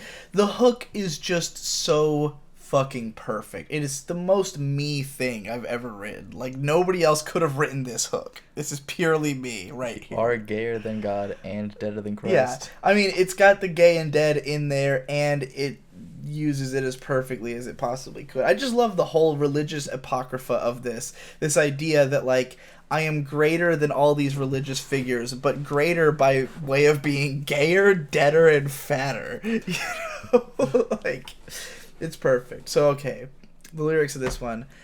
I thought I couldn't get any bigger than 180, but baby, I'm necking beers like Colt Corona, going crazy. So yeah, I've been around 180 pounds for a long time, like 10 years or so. Like, I've occasionally gone below. I've gotten down to like 155 before, but like, I'm usually around 180. But there was a period early this year where I was like, I think I peaked at 190 at one point. So like, this idea that I was getting even heavier than the 180s, like, I never thought it was possible, but I've been drinking so much beer that it's finally happening. Like Colt Corona. If you don't know Colt Corona, the character in the Endless Jest mythos, was introduced for his ability to down an entire bottle of Corona through a horse mask in one go. My persona ain't no gimmick, I'm in it, pushing my limit, like telling me alcoholism ain't a joke, bitch, isn't it? Nothing could be funnier than death, and the scent that's on my breath once I vomit up the Arby's that I walked to get, cause I was too drunk to turn the car key. Let me give you some advice before you say I'm unhealthy. Pretty direct lyrics. The Arby's walk is literally the same one from Fallen to Pieces. I was making reference to that again. I'm gayer than God and I'm deader than Christ. I'm fatter than the devil and I don't play nice. Come fucking with my flow when you gon' get ice. So don't ask me for shit, you won't get what you like, fat and dangerous. So at this point I should probably explain what gay and dead means. Because I figured it out at some point. I figured out what it means. I legitimately didn't know at first, but I figured it out.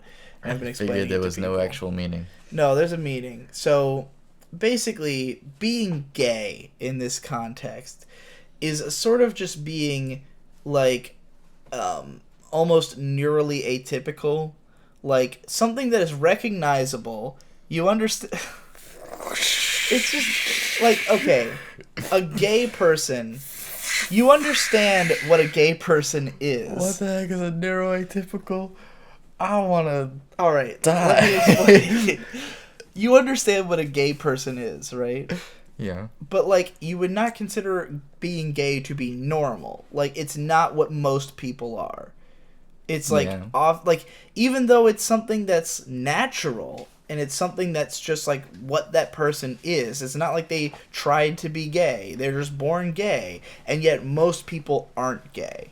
So, like, it's basically being, like, you, by just the nature of being yourself, are different.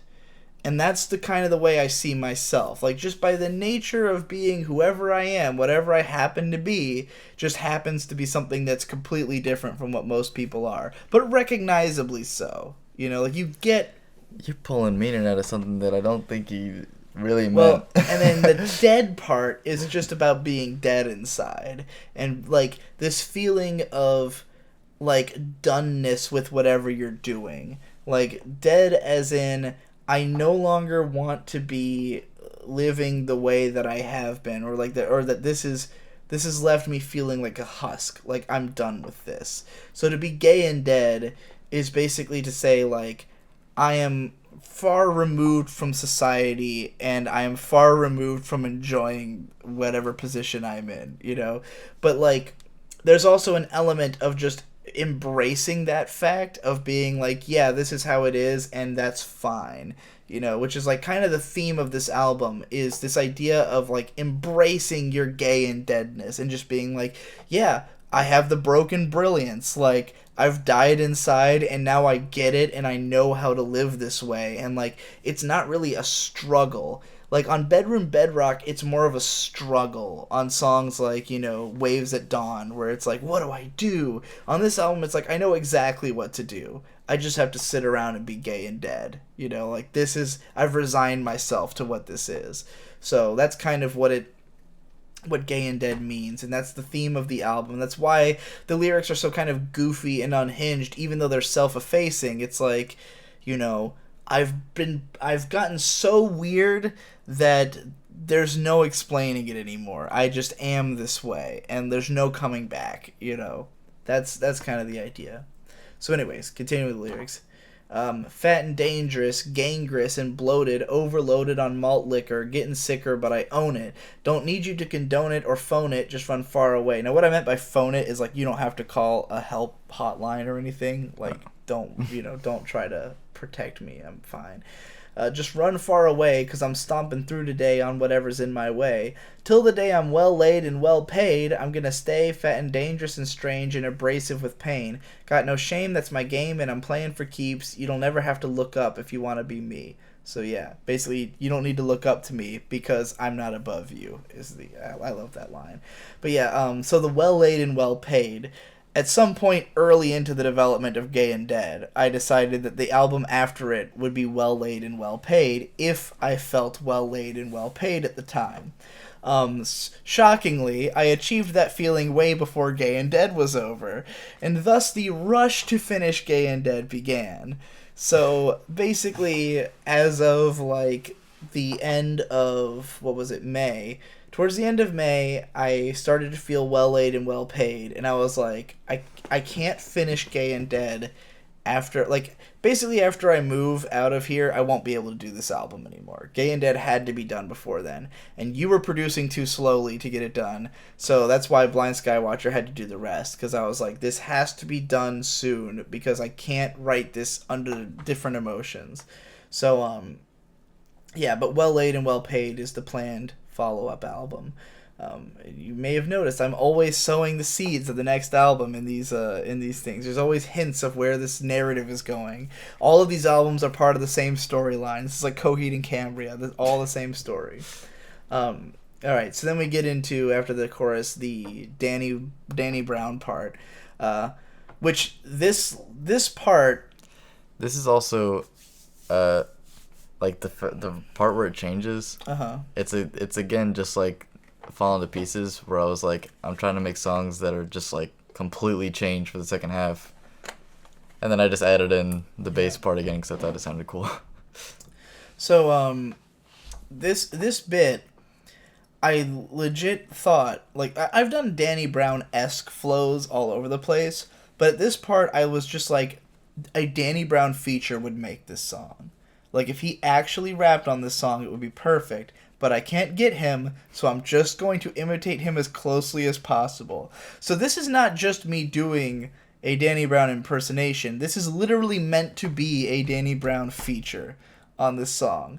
But it goes, please deep fry my whole life, clean these bot flies from my lemon pipe, and tell Stripe I want that quarterback. There's a lot of references here. First of all, deep frying, because at the time, Ben Saint was living here, and he was deep frying everything.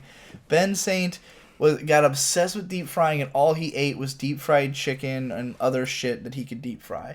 So, yeah, I was saying just deep fry my whole life, which I've gotten way into the phrase, my whole life. Like, I'm bigger than your fucking life comes up on Gayer Than God. Anyways. The bot flies in my lemon pipe. This is a reference that comes up a couple times on the album. A reference to the Undertaler, created by Munchie, the character who worships Sans from Undertale. Sans! There's bot flies in my lemon pipe, Sans. I pissed my pants at Disneyland. It is very important that when you're rewatching this video and that you're about to render it, you skip to this part and you zoom in on one of our both of our faces when we say Sans. Sans! No way I'm gonna do that. So yeah, it's a character that Munchie made up, and his basically the important things to know about him are that he worships Sans, he constantly has bot flies in his lemon pipe, and he is always pissing his pants at Disneyland. And also he raps. And I make a few references to the bot flies on this album. Tell Stripe I want that quarterback. This is the most complicated reference on this album that the fewest people would get. So, Patreon. When you have Patreon deposit the money from Patreon to your bank account, it goes through a thing called Stripe. And Stripe charges you 25 cents for that transaction. So every time you move money from Patreon to your bank account, you lose 1/4. It's such a negligible amount of money that you would never care. But I'm saying, tell Stripe I want that quarterback so my fat ass pockets can break my Wii Fit stats. So I'll have so much change in my pockets that my Wii Fit stats will be broken. Wii Fit being, of course, the Wii game where you stand on a board that tracks your weight. If I knew how to act, I would not be this thrashed.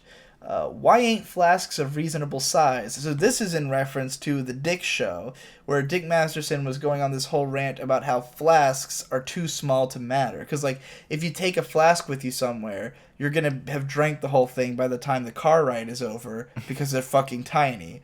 So, why ain't flasks of reasonable size? I don't want to be able to see out of these eyes. I want the liquor blocking out the mirror sight, and if I could just die blissed out, that's all right. So when I'm referring to, like, seeing myself in the mirror, I don't want to see myself. I want to be so drunk I can't see myself. And if I could die that way, that'd be fine. Nothing about life ever gonna make sense, so I gotta dispense all the sense I got left on the few things I like, all the bringers of death. Suicide, the result of the things I ingest, is the best. Now, the line is supposed to be on the few things I like, but originally I had written on the few things in life I like, and it was supposed to be, like, rapped differently, and I think in the actual song I say, on the few things in life, all the bringers of death. Like, I just completely fucked up the lyrics, and I never retook it.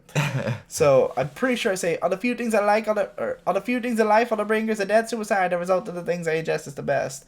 But yeah, that's, self-explanatory. So that's all the lyrics of that one.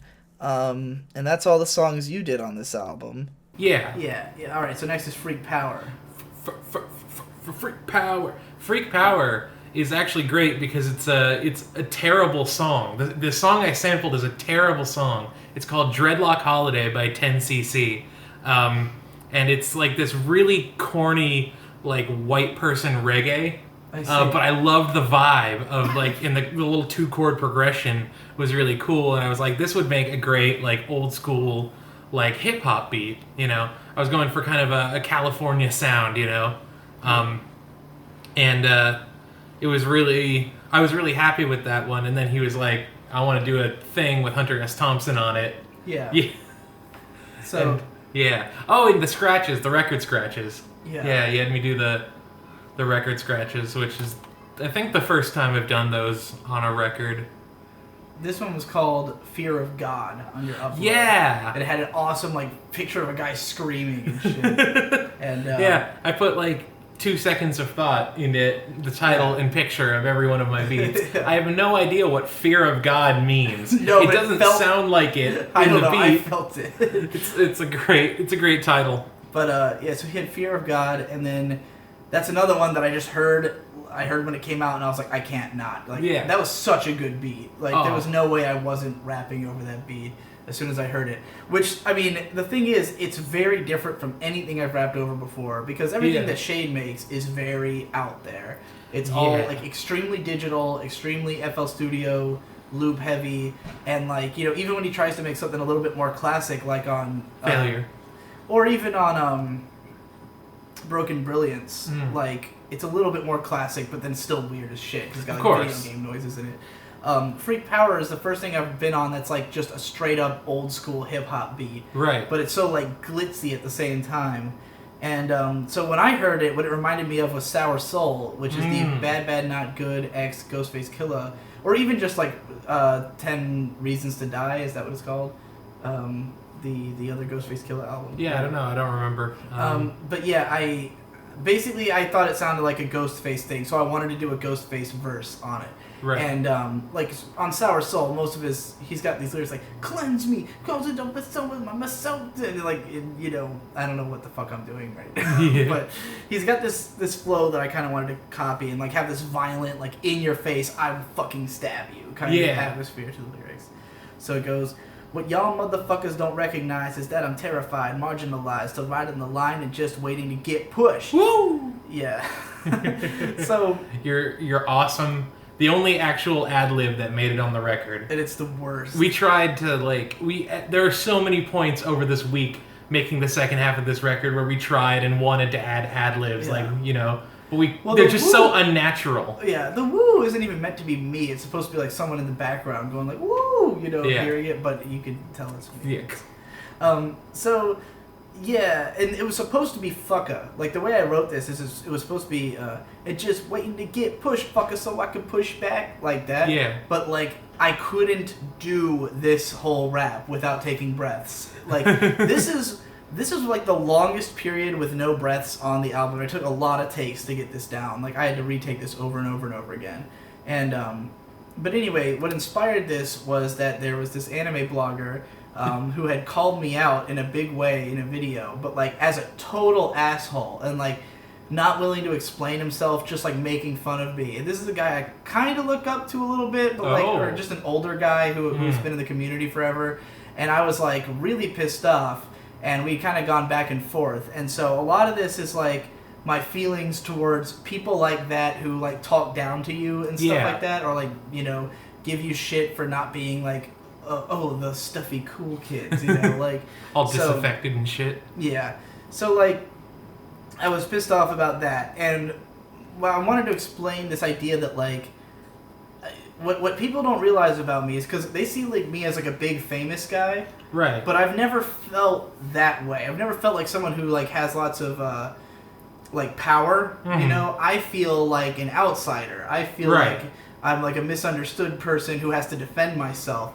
So like when people call me out, I don't just take it like, haha, some little guy said something about me, but I'm a big strong guy who has all the power. No, like I get fucking angry and offended, even if because I just see everyone as people. I'm not greater than people. We're all people. If you talk shit about me and we're on equal footing, it's like, oh, you're gonna get fucking punched in the face. You know, like that's how it is. That's what this song is. Yeah, punch in the face. So I'm just waiting to get pushed.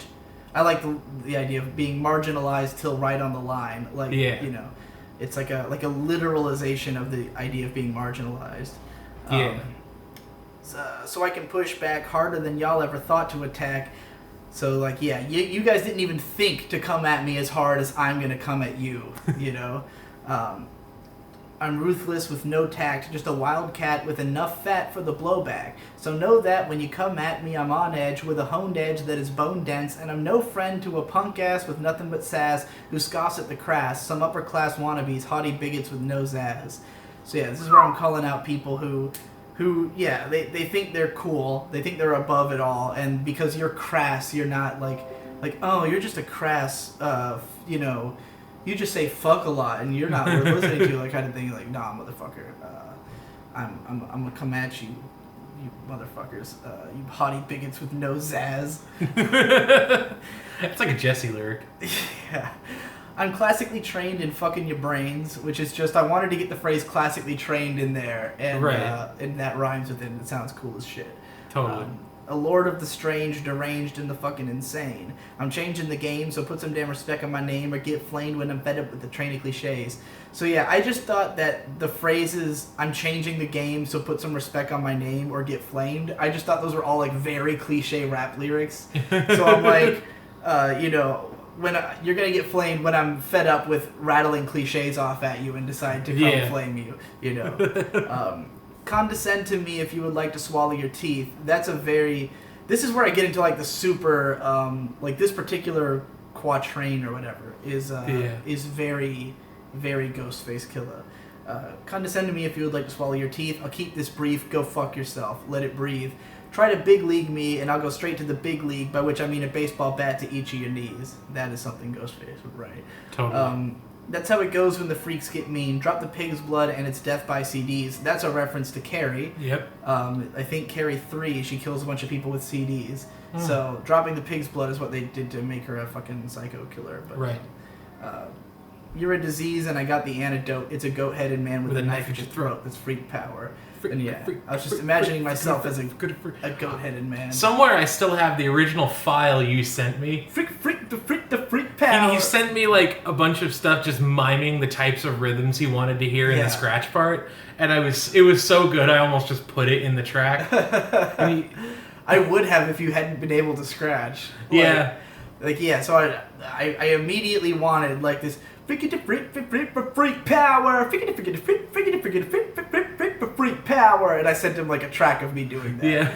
And but then you sent me that back to scratches. And they were dope as shit. Anyway, the second verse.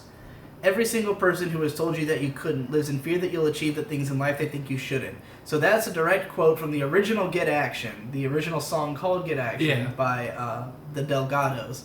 And it's one of my favorite lyrics ever. And so I'm like explaining a younger version of me hearing that line or that sentiment. And I say hearing that was like a bullet to the temporal lobe. Now the temporal lobe is a part of your brain that sort of dictates who you are. Mm-hmm. So like it just changed like my whole perception of self basically to have said this. I know that because of a Mars Volta lyric. The kiosk in my temporal lobe is shaped like Rosalind Carter. What? God, that lyric got me into analysis. Well, it means that Rosalind Carter has set up a kiosk in your temporal lobe. Mm-hmm. And she says, my map is home again, but torn face down. Because Rosalind Carter tried to tell the Mexicans that they could become, like, Americanized, but only if they adopted Christianity. So their map would be home, but torn face down. I don't have enough drugs for this record. Anyway, telling me I'm not alone, speeding down that lonely road out to where I thought I belonged. Now I prove that I did, and I'm shitting on the people that I knew as a kid. Anyone who said I couldn't, bitch, I already did, and I'll do it all again just so I can rub it in. Your narrow scope on reality getting spread so thin, the modality of your frivolity been sinking in. So, what this line is kind of addressed to this girl who I knew in my Japanese class. I think I've told the story on somewhere before, but there's this girl in my Japanese class who I had told in the 11th grade that I wanted to drop out. Like, because I wanted to drop out and become a filmmaker, and I was determined that I could do that. And this girl, when she heard me say that, like, flipped shit and was telling me, like, you cannot be anything in life unless you go to college. Like, there is nothing you can accomplish if you don't go to college. She just, like, kept hammering on about it. Big fucking lie. Yeah. And, like, because she wanted to become a doctor, and, like, she was all, like, really fucking serious about school. And I was just like, fuck you. So, you know, anyone who says I couldn't, I literally already did. I've already become a success, you know, without having to go to college, without doing whatever the fuck they thought I had to do. Yeah. And then I refer to their, you know, she has such a narrow scope on reality, which is also a line from a Disturbed song. You never scope on reality. I can feel it now, start slipping away. There's a lot of new metal on this record, and there's a lot of emo on this record, as we'll come to find out. Where I been? Oh, just over here counting my tens, which is referring to tens of thousands, incidentally, which is how much I make. It's tens of thousands a year. Nice. Watching you over there wondering where the time went. I bided mine till I blew up. The only way you screwed up was trying not to screw up. I took the risk and knew what would come if I stayed true to myself and what I wanted. The life I held so vaunted, it's healthy to be haunted. So yeah, this part I'm just saying, like, the way that most people fuck up is they're trying so hard to be perfect or like, to get it just right that they never end up making it. They never seize their opportunities and just do the thing that they need to do. They just, like, they play it too safe. Right. And I'm all about taking big risks and just, like, fucking going for it and seeing what happens and learning from that, you know? So then there's the quotes at the beginning and the ending of the track. I forgot about that. Oh, yeah. Yeah. So these are both... So I had just read Hunter S. Thompson's autobiographical book. What the fuck was it called? Shit. I don't remember what the fuck it's called. Oh, no. Well, it's his autobiography, and in it, they talk about his run for sheriff that he did in the 70s. He tried to become the sheriff of his hometown of Aspen, Colorado. And the campaign, the platform he ran on was called Freak Power. Yeah. And they almost won. They had, like, great chances of winning because they were bringing out all these, like, weirdos and people who don't fit into society who normally wouldn't vote. And they all wanted to vote on the Freak Power ballot. And they would have won, but then the other parties teamed up against them, like, at the very end. But, like, so, yeah, he ran under the Freak Power movement, so I went looking for any quotes from, like, that era and, like, stuff about it. And the opening part is a commercial for the Freak Power campaign, where this guy is just talking about how, you know, how he represents something wholly different from the competition and a respect for the grass-oriented society that they The grass-oriented society. Yeah, which you know means exactly what it sounds like it means. Yeah. Because he's a big drug guy. We became a pretty grass-oriented society making this record. Yes, we did. And then the quote from the ending part is actually Hunter S. Thompson himself talking. And he says, obviously one of the things that I have to appreciate about America, that if I couldn't, I would be stupid or insane, is that for good or ill, I can function here. And I don't think there are many societies or social political systems where I could function the way I am now. And perhaps a lot of people would think that's much better. That's the best argument for destroying the system. It gets rid of people like me. So, yeah, that was just a quote that resonated with me. You know, I do feel... sometimes I feel like I couldn't be anywhere else other than where I am because, like, it's amazing that I even can exist, you know? Like, it's like, what are the odds that a system would allow something like this? So, yeah, that's that, and I think those are the only two we had done together before I came here, yeah? The bunker. Well, yeah, okay, yeah, the bunker kind of counts, which we fixed here. Yeah, but it was also my beat originally, too. Right. That was, what did I call that? Overlook. I named it after the Overlook Hotel because the main sample in the track comes from the soundtrack to The Shining. Yeah. Both the like long, kind of elongated, whiny sound, and also the big trumpets is actually it's just me like taking a big trumpet hit from the beginning of that movie and then just playing it melodically on a keyboard. Yeah. What is the opening like quote from? Oh yeah, that's like I found a bunch of rips of self-help CDs on Pirate Bay for that because I'd spent the whole day listening to the books. Yeah. And the books, they do that a lot, where they take like weird samples of like the album self-help The Way stuff. Out is like all sample. It's built like entirely from samples of like random shit they found at thrift stores, I believe. Yeah, it's really weird. And I'd listened to that a bunch, and I was like, I should throw in like a thing. And I found that kind of ominous, like, you should not listen to this recording while under the or whatever it said. And I felt that was really cool. And then it actually worked out really well with what you and Jesse ended up doing with the track. Yeah. I think it kind of set the tone for how we approached it. Yeah. And so, yeah, I mean, you told me that you made that beat out of The Shining clips because you had literally just watched The Shining like, super high. I got super high and watched The Shining, and it was like the greatest experience of my life. I feel like I met God. And he fucking gave me a fist bump and a dime bag and sent me on my merry way. And, you know, it was awesome. It was really good. I felt like I was watching it for 2 years. Yeah, so this track, you sent me this beat directly while I was at Jesse's place. Yes. And this is when we were starting, like, we knew I was coming here, so we were starting to get into the mindset, like, we'll probably finish Gay and Dead in the week I'm here. Like, that's our goal now, because I want this fucking album done. Totally.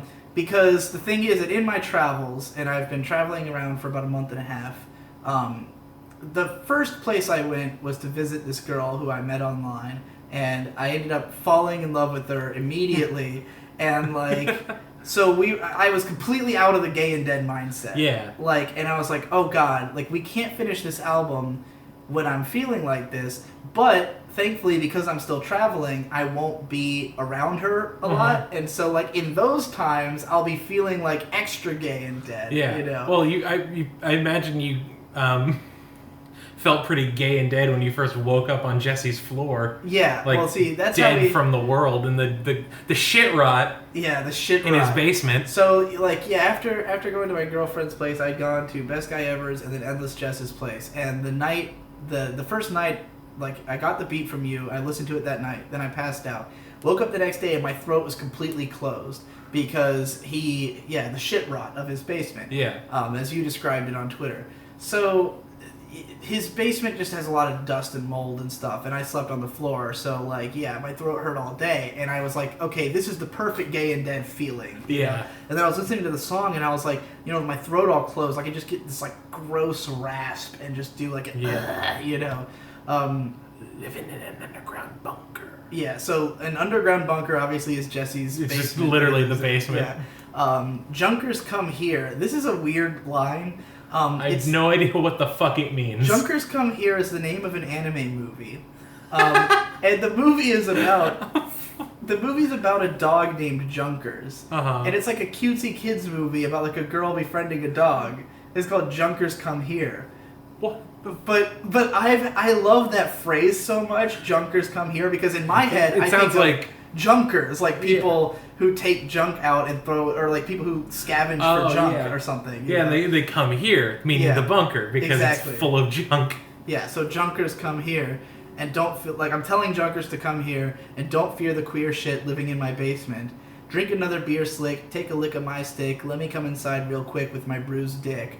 Now the reason for the bruised dick line is that I literally had so much sex in the week at my girlfriend's house that my dick was literally bruised. And it hurt. Hell yeah. And so, hell yeah. Very literal. This is the part of the album where, as we get into the post me having a girlfriend era, a lot of sexual lyrics start coming out. We have a track about that. I'm sure you know which one it is. Yeah, so this became a very raunchy album. And, like, I was trying not to make it too romantic. Yeah, because you wanted to save that, you know? Yeah. Save that sentiment. That's not for the Gay and Dead album. Gay and Dead's not an album about being romantic. It's an album about being sleazy and fucking monstrous. And, like, I also could, like, I mean, you know, I could just tap into the more, like, rough idea of the sexual acts happening. Like, the parts of it that are rough, like bruising your dick and stuff. So anyway, we go, My throat has been closed by the dust and mold that I choked on, so that's obviously literally what happened that morning. Hoped undone by a glass of water, so I was hoping the water would work, but there's lead in the taps because I'm in Flint, Michigan, where there's lead in the fucking water. Yeah. There's lead in the taps and the need for slaughter got me on the attack coming for your daughter.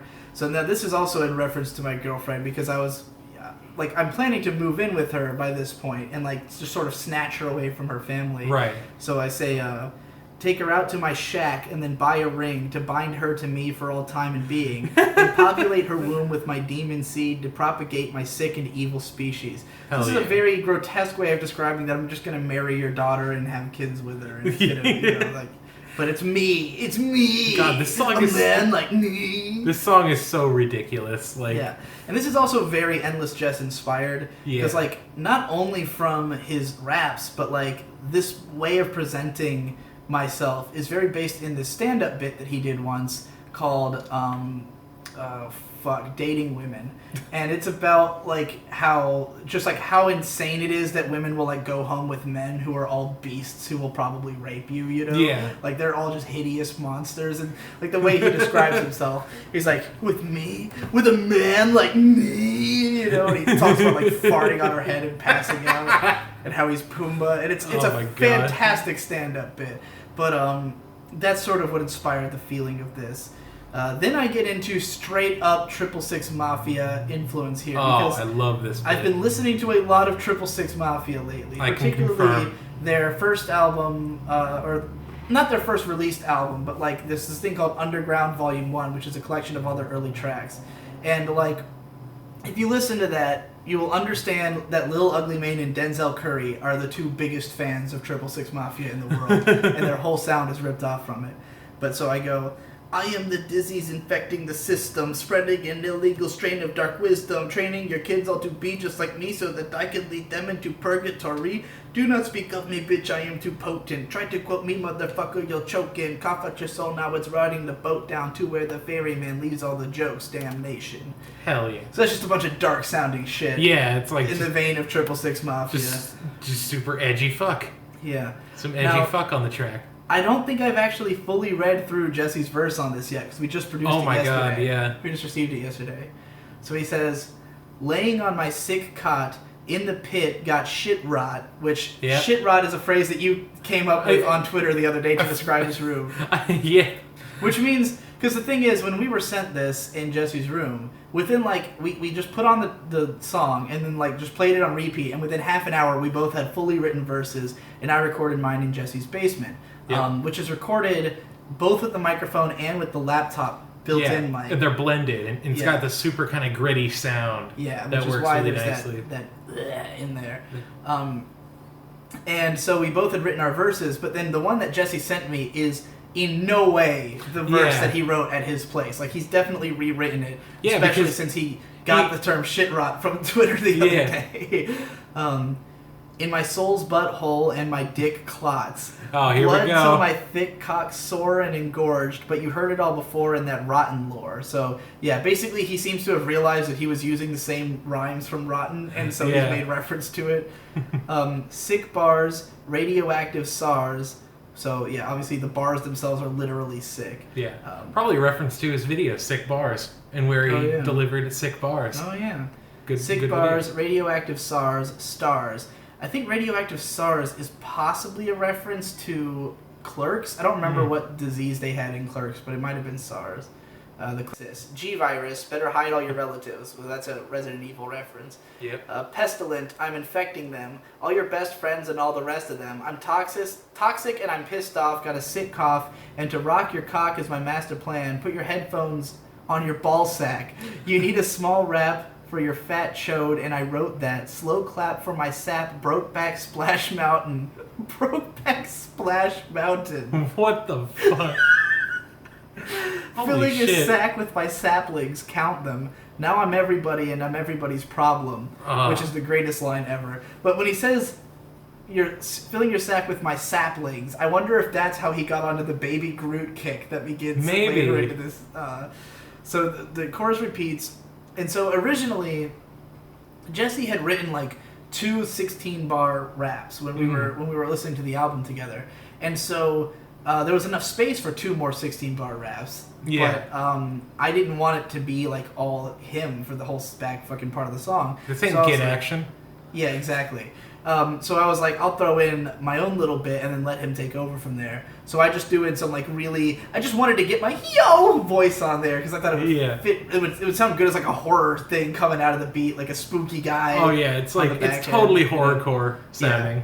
So I say, I'm an evil man, bad, not good. Stomping through your hood like a bad man would. Stuffing all your chicks full of hard red wood. Chopping off the heads of the pure and good. So it's just some dark sounding goofy shit. But even at the time, I thought it was like ultra goofy because Jesse's second verse was about like becoming King Dedede and like I don't know, all this weird shit. Like it was totally out there and goofy. Yeah. So I love that this song just kind of goes off the deep end into weird shit. Mm-hmm. So Jesse sends us the audio, Yeah. and he had what he decided is that me and him should go back and forth through that part. Yeah, a good decision because it turned out awesome. But if we don't do that, he's also filled in on the extra gaps where I would be with random ad libs. Oh my god! And the ad libs are almost entirely him yelling, "Baby Groot, Baby Groot, Baby Groot, Baby Groot." Baby Groot, I'm an evil boy! I'm an evil boy! And it's so good. It was so good that we genuinely considered leaving You it. wanted to leave it. No. I was like, this won't make any sense to anybody. Yeah. We left in the Baby Groots at the end. Yeah. 'Cause, You were like really insistent that we shouldn't even change anything. You were like, please. It was so good. Please let me leave in the Baby It was just so weird in left field, and you know how I am. I love everything terrible. So Yeah. So Jesse says, everybody hates me, I don't give a hoot, I'll pull your asshole out by the root, swing you around in a poopy loop, then put you into the ground like Baby Groot. So Baby Groot. Baby Groot is a character from Guardians of the Galaxy. Volume 2. Volume 2, because Groot has been turned into a baby, and Yeah. he is credited as Baby Groot. Now, Groot's thing is that he says, I am Groot. Yes. But Jesse decided that Baby Groot's thing is that he says, Baby Groot. Baby Groot! Baby Groot! And you may have heard some of that if you listen to the Arrow Manga podcast, because he pops in to yell Baby Groot in one of the episodes. But, yeah, so that's why the Baby Groot line is all over the place, and why there's ad-libs at the end that we left in of Baby Groot. Baby Groot! So then I filled in to play off of his rhyme scheme. You better scoot your boot before I have to shoot my ropes into your soup and give you what I got. A little shit rot mixed with a lot of bad attitude. Step into my tunes and I'll bring the worst out of you. Shooting ropes, I specifically is in reference to the GMC Faux Show song, Ropes. Yeah. I'm skeeting ropes. I'm skeeting ropes. Which if you don't watch GMC Faux Show, fix your life and go watch it. And Jesse says, I dig your brains with an ice cream scoop. I dig your asshole and eat your poop. I'm going to take your soul and your dirty diapers, smear it all around like windshield wipers. Then I go, hungry for life and I'm taking yours. Mangled your flesh in my hungry jaws. Internalize the message, the monster's getting restless. So if you won't be headless, then lock your doors. So I would have written, if you don't want to be headless, but it didn't fit the rhyme scheme, so I just went, if you won't be headless. You also slurred Jaws into that rhyme. Oh, yeah. Well, because I say, I'm taking yours. Mangled like your flesh in my hungry jaws. It totally works. Yeah. That just says, I keep severed tits in an icebox. Oh my and God. a hollowed out dick on my dick like a tight sock. I'm a gay and dead does faggot that from mean? hell. What's my catchphrase? What's that smell? Because Oh what's my that smell? God. Jesse has this tendency in his freestyles to always say, what's that smell? Like it just happens to be a rhyme that he loves falling back on. So he says it all the time. That's why he says, what's my catchphrase? What's that smell? And then I have a catchphrase that I developed at his house, which is sick nasty farts. Sick nasty farts. And I've been saying it all the time. So you can hear in this track, in the ad-lib part, when Jesse's yelling, I'm gay, we have this awesome, drop of sick nasty farts. And It's all echoey and shit. it sounds like a fucking label, name or something. like a producer tag. Exactly. Like a sick nasty farts. Mike Will made it. Yeah. We should just steal his producer tag and put it in our beats. Yeah. Alright, so what comes next after that? That's the bunker. That's all the ones we did before I came here. That'll be Nihilistic So, Suburban yeah, Void. So this is where shit got weird. Oh my god. This was the first track we'd made together. We were both really tired that day. Because that was day 2, I think. Yeah. And we were like, we should get work done. We sat down and I grabbed a sample of a Sonic Youth song, just a little bit of guitar feedback from the beginning. Because, okay, there were certain songs that from an early point in producing this album I wanted to have. Because there's this night, I probably talked about this already with Shade, but on this one night, I was walking on the beach, just because I was like frustrated or something, and I kept Snapchatting myself, making up random little bars to go on this album. So that's where I came up with the hook for "Fat and Dangerous." Right. And I had a few others. One of them I completely forgot, and I will never see the light of day. But one of them was "Nihilistic Suburban Void," which is how I had been describing Virginia Beach, because Virginia Beach is an endless suburb. Yeah. It's just nothing but suburbs as far as the eye can see. So. It's funny because we wrote it here, which is not like that at all. No. It's like the opposite of that. Yeah, but so I was thinking about that, and so when I showed up, I was like, there's two songs we need. We need Nihilistic Suburban Void and Gayer Than God. Those are the two that like I knew had to be. And obviously there. I gravitated towards Nihilistic Suburban Void because it's just got that really like... Just grab at you emo ass title. Yeah. The first thing that you did was just grab that bass and just make a triplet bass immediately. Just boom, boom, boom, boom. And immediately it was like, okay, this is perfect. Yeah. 'Cause it's like, I could have rapped over just that and it would have been Nihilistic Suburban Void, you know? But so then you were just listening to it and you were like, this needs a Sonic Youth sample. Yeah. And so you typed in like the first Sonic Youth song. And it started off with this fucking insane noise guitar bit. Yep. And what song is it, you know? No, I have no idea. I can't remember. If you're a Sonic Youth fan... It might have been Goo, but I can't remember. But, like, yeah, so we grabbed it immediately, and it just worked perfectly. Yeah, it immediately looped in this really percussive way. I didn't even, like... I expected it just to be a noise, and I would chop it to have rhythm like I did on the Shots track. But just the way it looped was so good... I just put it over the beat and then added, hi-hats and stuff, and it turned into just a heavy-hitting fucking beat. Yeah, so immediately we both thought, well, this is a Death Grips song. Yeah. So I'm going to go with my Death Grips flow and voice on it. And so, this is like a very come up and get me kind of song. I say, tell me what I'm meant to do. This town ain't the same for you. Someone only passing through. Someone with an idea of where they have been coming from. I have nothing of the sort. I've been here for much too long for having been an import. But from where I'm not sure. Never of my own... Like, to stop there. Basically what I'm saying is that, like, I don't feel like I'm from this place. Or that I necessarily am supposed to be here. But I've been here forever.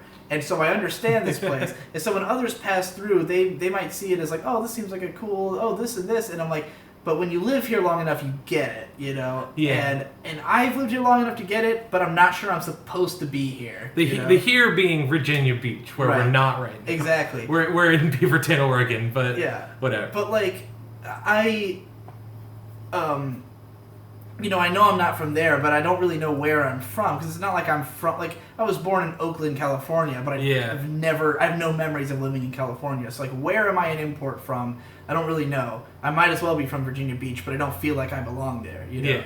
So, then it goes on, never of my own accord would I place me on this world, little that I recognize, much less that I understand, about what is going on living in this foreign land. And then, here comes the part, this is the part that, like, this is where we knew we were blowing the doors wide fucking open on this record, because we were sitting there and he wrote a hook, and I was trying to figure out how to, evolve the beat into the hook. And you were just like, let's just do just a syncopated kick drum on every syllable, like totally in a different tempo chorus. Yeah. And I was like, fuck yeah. So, I just wrote the line, it's a nihilistic suburban void, and I wanted it to be that way, like, it's a nihilistic suburban void, and I was like, that's so percussive, it needs to, like, be just beating you over the head with it, and I thought of the fucking hothead, blah, blah, blah, blah, blah, blah, blah, blah, blah, blah, oh no, blah, blah, blah, blah, blah, blah, blah, hothead, oh no, so I was like, what if we do that with actual words, and syncopate it, so we just put, like, every kind of beat, and I just took my big fucking kick and just layered it on everyone. I think I put a snare on it too. The way that it had to be recorded, because we were trying to, like,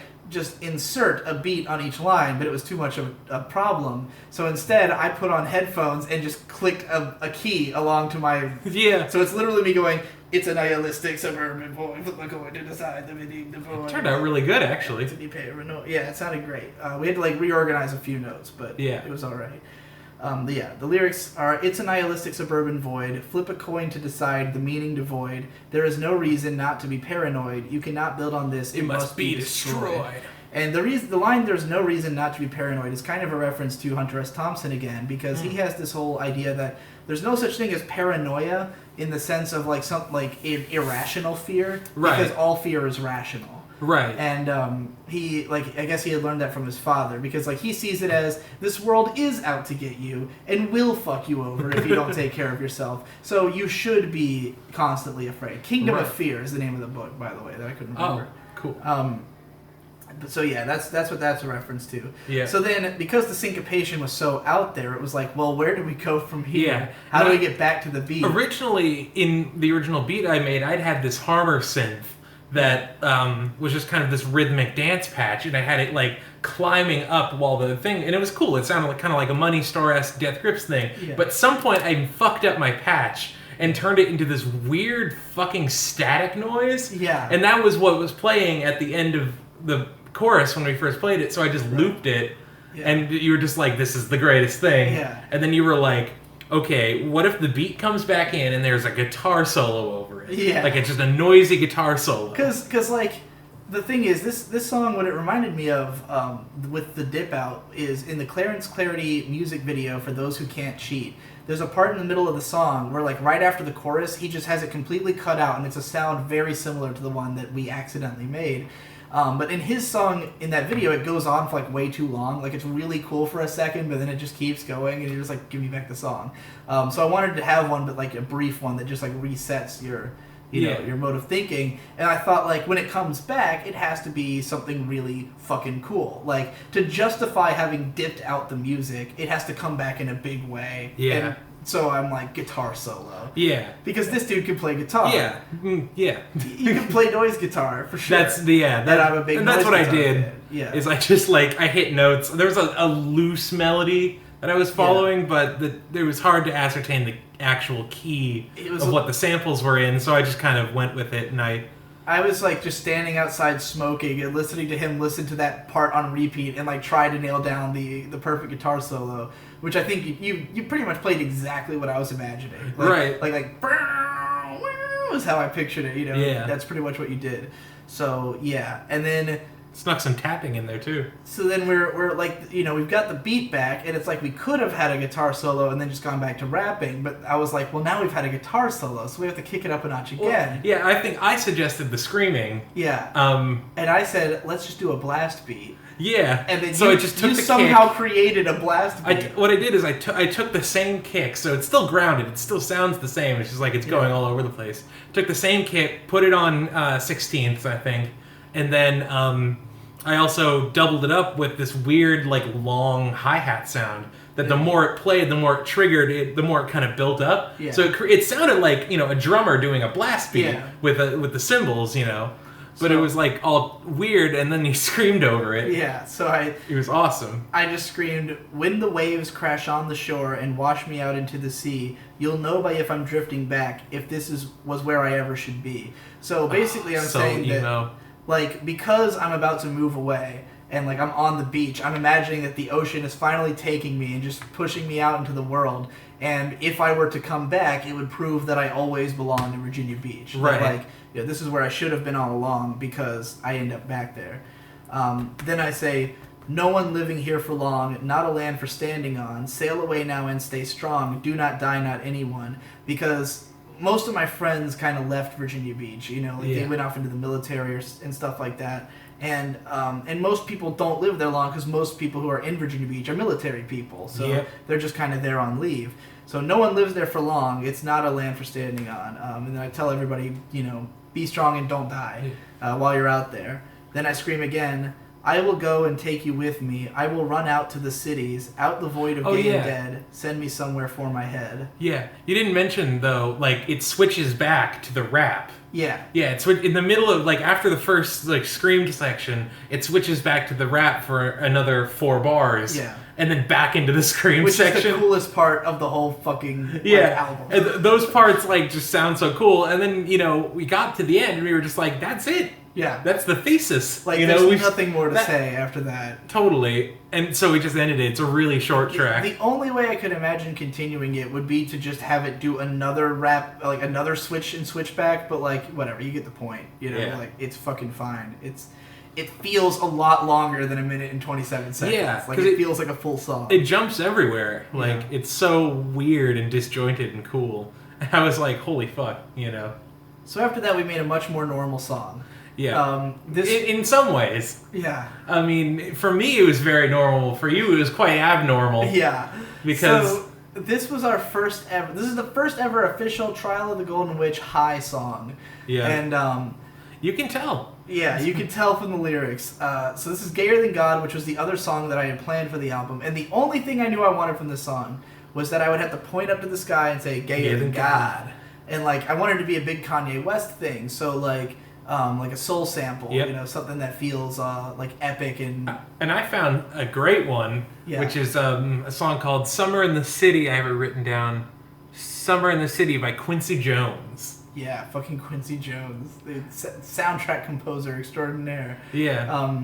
And it was really cool. It had this beautiful, like, 2 sections that I sampled. The first one is this kind of beautiful, watery singing section. That's the intro and the hook, or first hook.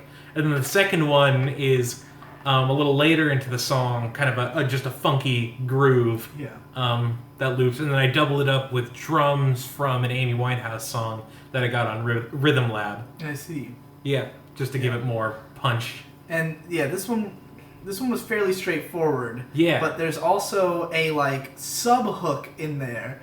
Oh yeah, I forgot. I really wanted some like weird scrambled up vocal samples because I was directly kind of going for a nod to Runaway. Yeah. With the Who Gotcha? Who Gotcha? Who Gotcha? Yeah, that thing.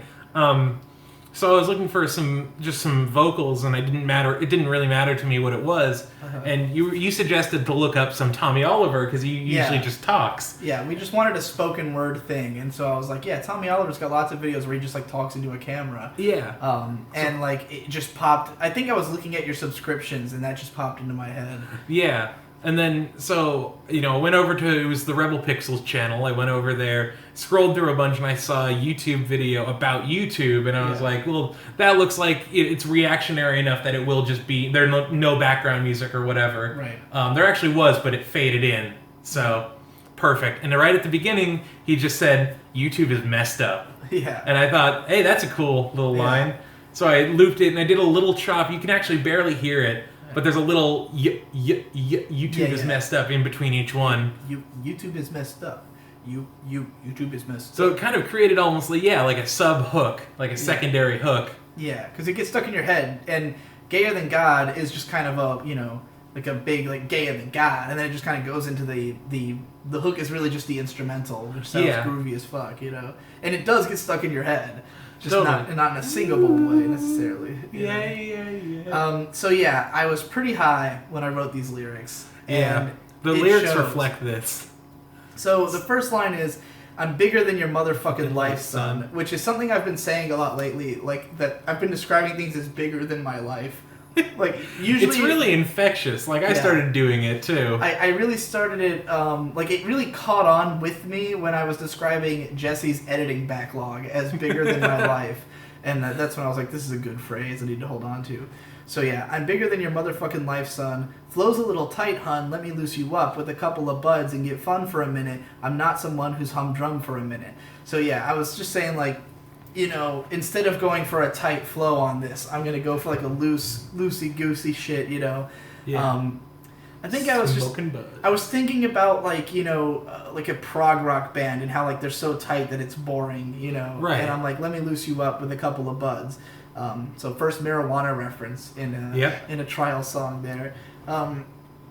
I can stuff a whole umbrella up my asshole. Oh, this is my favorite line you've ever put to paper. The full couplet is I can stuff a whole umbrella up my asshole, walk out onto the beach and shit a fun day whole. It's such a weird line. So I had to explain this to my girlfriend, and I came up with the explanation of it. Of, like, trying to follow my train of thought. Because I remember when I wrote the lyric, like, I had the idea, and I thought, there's no way I would write this if I wasn't high. But I am high, so it has to go in. Yeah. And the idea is, I had just said that I'm not, I'm fun and I'm not humdrum. So I was trying to think, how would you, like, describe someone who's fun? Someone who could fit things in their ass. Yeah, of course. That's what I went for. But I also thought the beach, because I'm from the beach, and, like, I'll go out to the beach and I don't know, do fun butt stuff, I guess. This is what's in my mind. This is what's happening. Well, I like the implication that, like, you'll shove the umbrella up your asshole in the preparation of going to the beach in order to shit out a fun day. Yeah. Meaning the umbrella, like, I imagine it shooting out of your asshole into the stand, opening up, and there's like a picnic. Yes. Like in a some sandwiches and some Mike's Hard lemonades. Well, that's the thing, because I wrote the umbrella in the asshole line.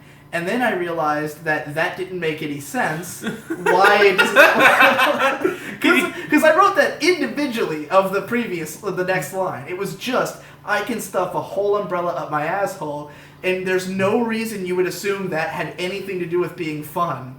So I thought, okay, I have to now explain why the umbrella's in my asshole. And so that I could go to the beach and shit it back out. Yes. Along with, like, an entire day's worth of activities for the beach. Mm-hmm. So yeah, I shit a fun day hole. That's the train of logic there. Lay out in the sun till I'm boiled tasty. And this is because I really feel like I need a tan, an even tan, because I have a super farmer's tan right now. I saw it at the pool, and that, it was serious. It's rough. It's a bad farmer's tan. And the reason I'm thinking so much about the pool and the beach is that when I get home from Anime Expo, my girlfriend's going to be at my house, and all we want to do is use my pool, So that sounds lovely. Fucking go to the pool. Just going to be in the pool for like a straight week. So I'm looking forward to evening out my fucking tan.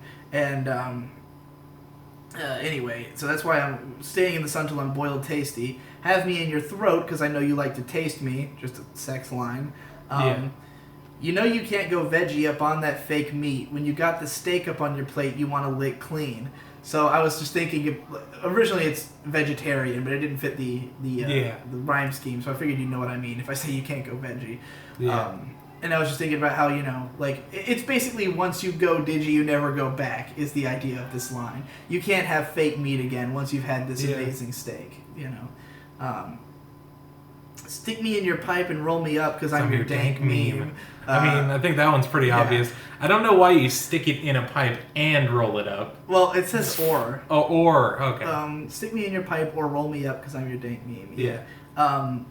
Just... the smoke weed.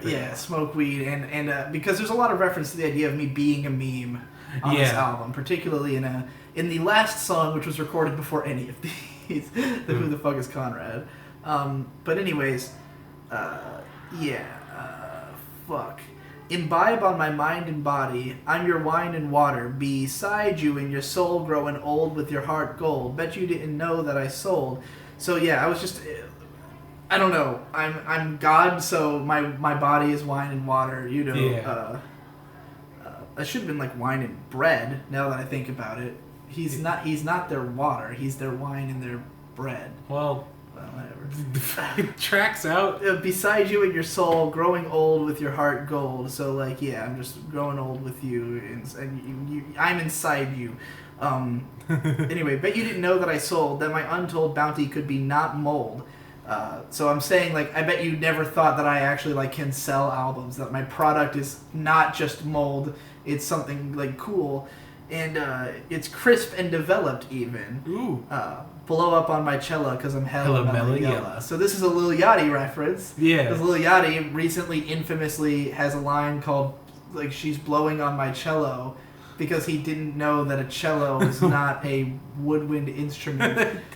Oh, fuck. So I copied his line, and then I'm gayer than God, and the point to the sky. Gayer than God. I think somebody's coming in. Oh, and shit on a fuck. Hey. What up, Sean? We're recording our behind the scenes of this album. Yep. Nice. Somebody else coming, or? Yeah, okay, let's bring it up. Share one.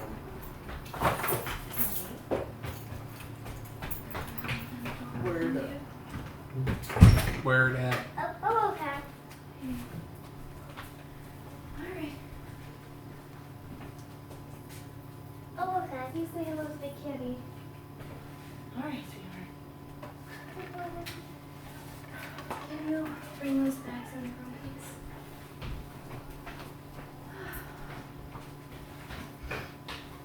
I'm pumped. I'm hyped. Good.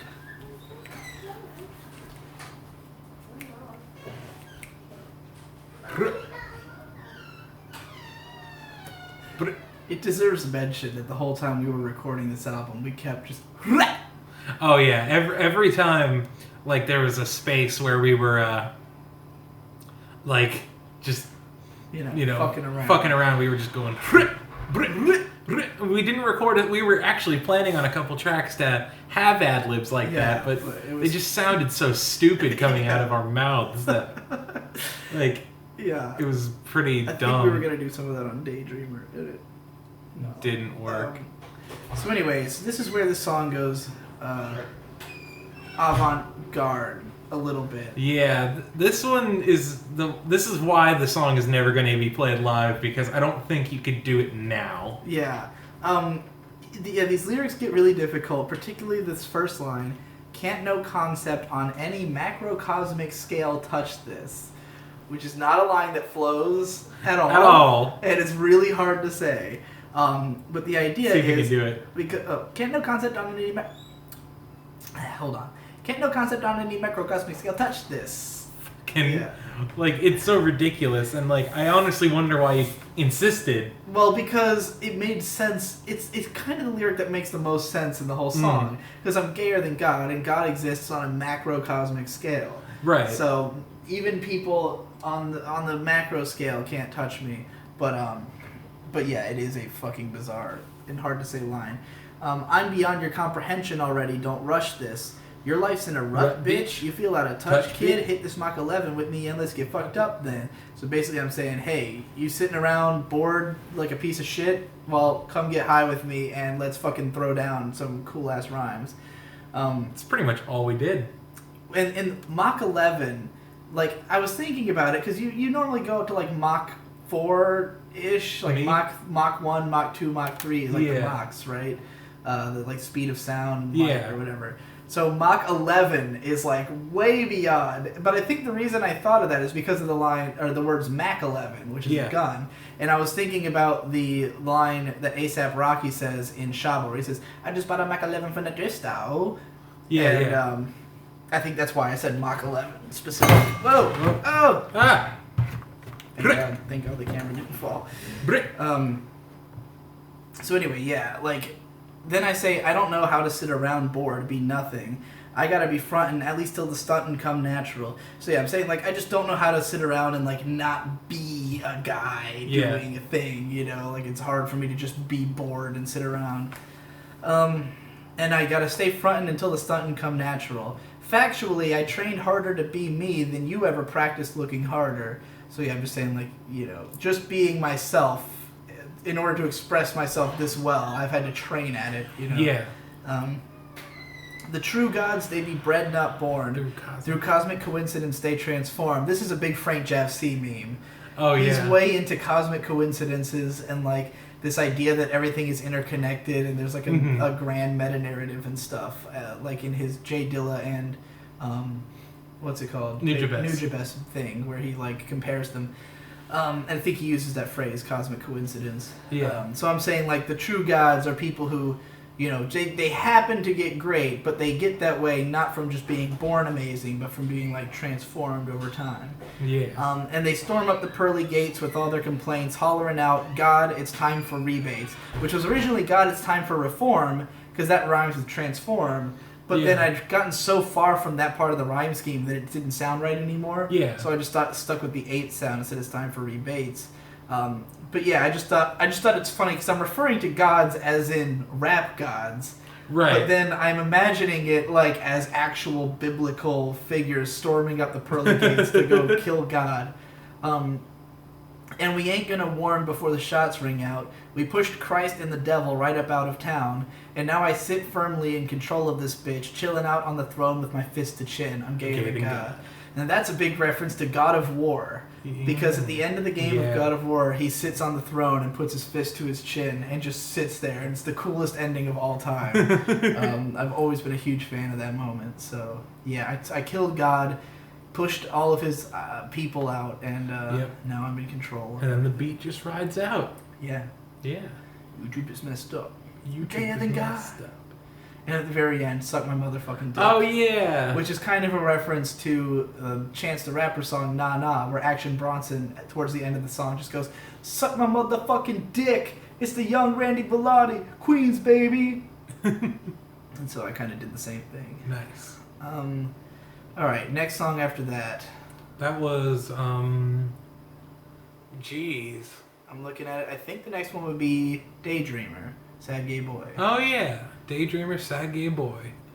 A song that I like. Yes. Very much, because I get it stuck in my head often. Very easily. And this is like the weirdest, most off-kilter song on the album. Yeah, it's really kind of left field in a weird sort of way, because it's kind of a sleazy, like, trap song, like a singy, melodic trap song, but it's also kind of emo. Yeah. It kind of really... That's the funny thing about it, is that we simultaneously... I'm going for, like, this... what's his name? The guy who made Chlorine, Oliver Francis. Oliver, like, I'm kind of going for that, like the sing-song rap sound. Yeah. You know, little. Wouldn't let me use autotune, though. Yeah. Well, it sounded terrible. No, it sounded very good. But it sounded very good excellence all the time. I hate autotune, so like the thing is, like, it simultaneously sounded like one of those, but because our sample was from, like, a fucking legitimate ambient folk song. Yeah, I sampled the song. I can't remember what it's called, but it's one of the ambient tracks on Sunshine Faces' album, Letting You Know, which I'm a huge fan of. Yeah. This is an album that I found this band because they posted their shit on Mew in the share threads. Yeah. And so, I just, like, stumbled on it, and I've been listening to it for, like, over a year now, and I thought, so we went through, and we had gone through the night before, because we had gotten super duper high, and tried to produce a beat super high, and that did not turn out well. It was so bad. We made several attempts, and they were really terrible. And they were one of all them just was super from, corny. One of them was from one of the songs on that album, but I don't remember which. And it was really bad, and we scrapped it. But then the next day, you remembered that you thought the first song seemed like it had something that could be usable in it. Yeah. So you started building that beat, and I was just laying on the bed, like, half awake, because I was fucking hungover and shit from you know, all the pot and fucking beer I'd had the night before. Yeah. So, like, I just hear you looping that sample over and over again. You start constructing the beat over it. And I'm laying there, I'm like, whoa, like, this is, you know, this is like the sunrise, man. This is hella vibes. Yeah, and I'm thinking of course, Sunshine Faces being the name of the band. I'm thinking about the sun and stuff. And I was out there smoking a cigarette, and I was just thinking about, like, what would gay and dead me be doing at sunrise? I'd be about to go to sleep. I'd be, like, passing out because I'm up all night. As explained in, you know, Broken Brilliance, don't speak to me between 3 and 8 a.m. Those are my hours, you know. Yeah. So I thought of this melody. The sun is coming up, but I've been awake all night. I'd love to see the day, but I gotta say goodbye. My weary, bleary eyes, they can't handle all the light. So don't wake me till it's starry out and I can be alright. And yeah, like, the word bleary in particular is how my eyes feel when I'm driving. So I've had a lot of bleary eyes lately. Yeah. But yeah, that was just like a cool little sad boy hook, and I was like, well, I love this. I fucking love it, and I have to sing it. And you almost let me sing it, because we were having a lot of trouble getting a good take. Yeah. And, well, I couldn't find what voice I wanted to use, because the thing is, I suck at singing on recording compared to, like, I suck when I'm, like, you know, the chips are down and it's time to do it. Mm-hmm. I get, like, really paranoid and, like, I don't know, I have a difficult time replicating the same voice twice, you know? So, like, I knew what I wanted it to sound like, and I couldn't sing in that voice, and it was just, like, driving me crazy. And then you started singing it because it got stuck in your head, and I was like, well, you could probably do this. Yeah. But then I was like, but then that You would were- just mean that I couldn't sing it, and I didn't want to give in. You Yeah. know? So I did it in a couple of voices. We layered them, Yeah. and it sounded pretty good. Yeah. Every time it hits, I think it's out of tune for a fraction of a second. Yeah. But then, like, Well, when I it's- listen to it, it and falls in tune. The reason for that is that the sample on this song is very strange because it Yeah. only has one moment where it, like, when it resets, where you can tell, like, what the timing is. Yeah. And you kind of get lost in it. It was so difficult that I actually had to render a version of the instrumental with a metronome on it. Yeah, so just he could for me to be able to rap on so it. he could come in at the right times because like it just starts like you get a little Yeah. bit of ambience and then it starts and then the beat's going. Yeah, And, and like- it was very confusing just because the sample never sounds like it's on an 8 count. And like it only really comes to because when I first start singing, there's not a beat behind it yet. So it's only when the beat kicks in that like fully clicks and you get what the chorus is, you know? Yeah. And you're like, oh, okay. But it is very strange. But it sounds great and it's very memorable, you know? Yeah. It's kind of funny. We didn't end up actually needing autotune because you already sounded autotune on the verses. Yeah. Like you just managed to replicate the sound with your voice anyway. So the first verse is, I've never gotten sleep at the right time, never matched a beat on every line. I'm always kind of off biorhythmically, so my melody lines are a little bit oblique. So yeah, all of this is just true facts. Just in reference Yeah, to my biorhythm's weird, and that's why I can't match a beat on every line. Yeah. You know? Like, just like everything about me is a little off, is basically what I'm saying. But I know how to flip stress into pure bliss. So, like, yeah, because this is a very blissed out song, and I'm Yeah. describing something that is a source of stress in my life. I'm describing, like, being up all night, never getting to see the sun, and it's like, you know, kind of a stressful emotion, but the song is blissful. So I'm, like, flipping this into, like, a different feel, you know? yeah. I know how to make records out of bullshit. Pretty clear line. Yeah. I know I've got the lines to connect my truth, and I find some power in mistakes of youth. Yeah, connect my truth is just a phrase I like to use for like other people relating to what I say. Mhm. Put your foot down. No. I can't look at that shit, man. No. I can't look at feet. I don't want to see feet. No. Fine. I'm a known foot hater. Anti-foot man. Yeah, I am an anti-foot man. Anyway, yeah, like I can connect my truth to other people, and I find power in mistakes of youth. Mistakes of Youth is, of course, a reference to Mobile Suit Gundam, the Mhm. classic anime series where Char Aznable says, "One does not care to acknowledge the mistakes of one's youth." Very famous line. Can't stay on the same flow 24/7. I gotta let you know when I found a new heaven. So that's me basically saying, like, I have to change things up because, like, I've found something new in my life, and I can't just, like, lie and say that it's not there. So Yeah. this is almost a well-laid and well-paid song, which is Yeah. kind of why it has to be at the back end of the album, because it's, like, very, like, it's still describing a gay and dead emotion, but it's, like, also this transitional period where it's Mhm. like, hey, I found something new that's gonna get me out of this, you know? Yeah. Anyway, whoa, fucking What? thing came up my What? computer. What? I feel a little gay and a little dead-headed, waiting for a call that can break a We bad need to- habit. One of the things I forgot to do when we went into this was to start a gay and dead counter of like how many references to being gay and dead are There's like- actually in the lyrics. It's like almost one every song. Yeah, I think there's like 2 or 3 songs that don't mention it, and Yeah. that's all. But anyway, yeah, like, because obviously, like, I'm saying that I found a new heaven, but at the same time, I'm still a little gay and a little dead because I'm not there. Right. I'm in this place. And the call that can break a bad habit is because I've been waiting for a call from the townhouse I'm planning to move into. Mhm. Like, they are supposed to call me to confirm that I can get the place. So, like, you know, the bad habit I'm describing is my bad habit of not, like, initiating and setting things up like that. Mhm. So, like, if I get this call, it will mean I'm no longer the kind of person who can't, like, organize this kind of shit. Yeah. Never let a second of the phone hang off. So, yeah, I got it. I'm waiting for that call, and I'm not letting the phone hang off the hook. Never give an inch they could ever take off. So, you know, they always say, give an inch and they'll take a mile. And I'm like, Yeah. I ain't giving them an inch. Keep it all close to the chest, my dogs. Never let me stray from the sun too long. So, yeah, I like playing things close to the chest. I only like having certain people in the know and, you know, like people I trust around me. who will not let me stray from the sun for too long. Yeah. Then we get the chorus again.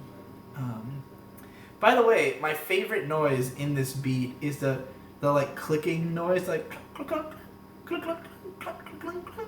What? Oh, that's the little kind of percussion sounds. Yeah. What is that? That's I think that's just another Rhythm Lab loop.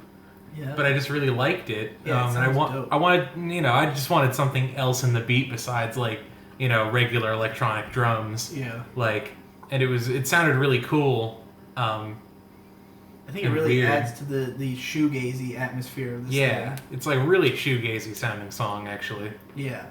So then, and that's the funny thing about this, is that this is like a lot of different songs in one. Because the vocal part is like T-Pain, like 5 a.m. Yeah. thing. Like it's like a sad fucking but mainstream pop rap. And then the vocals on the fucking first verse are like trap, like a gutter trap, like a pop trap thing, like a Lil Yachty song or some shit. But then when I come back, because I've been singing, I then also go full Chance the Rapper on this part where I go, catch a deep breath when I wake up scared, sweating through my shirt cause I'm hot with fear, had another dream with the wrong ones there, jumped up with the scream till I wipe my tears. Yep. Which is just like a straight up Chance the Rapper. Oh, totally. I even The beat cutouts are Yeah. like something that he would do on his Of album. course, So totally. that's Like why the way the beat just cuts out on every like. Yeah, and we had been listening to Ultralight Beams the night before, so I think that was part of Yeah. what inspired it. But yeah, so I'm talking about having nightmares, because I've been having lots of nightmares lately. All my dreams are nightmares, they always have been. Oh man. But like lately, the nightmare I've been having is like dreams of like having sex with other people Oh jeez. other than my girlfriend. But like I think it's just because I'm having sex dreams, but like my dreams always just have random people in them. It's never like it's never like who's inspiring the emotion, it's just some other person. Yeah. So that's why I'm saying had another dream where the wrong one's there, because I kept Yeah. having those weird dreams and jumping up with a scream till I wipe my tears. Feel a little low like a sad gay boy.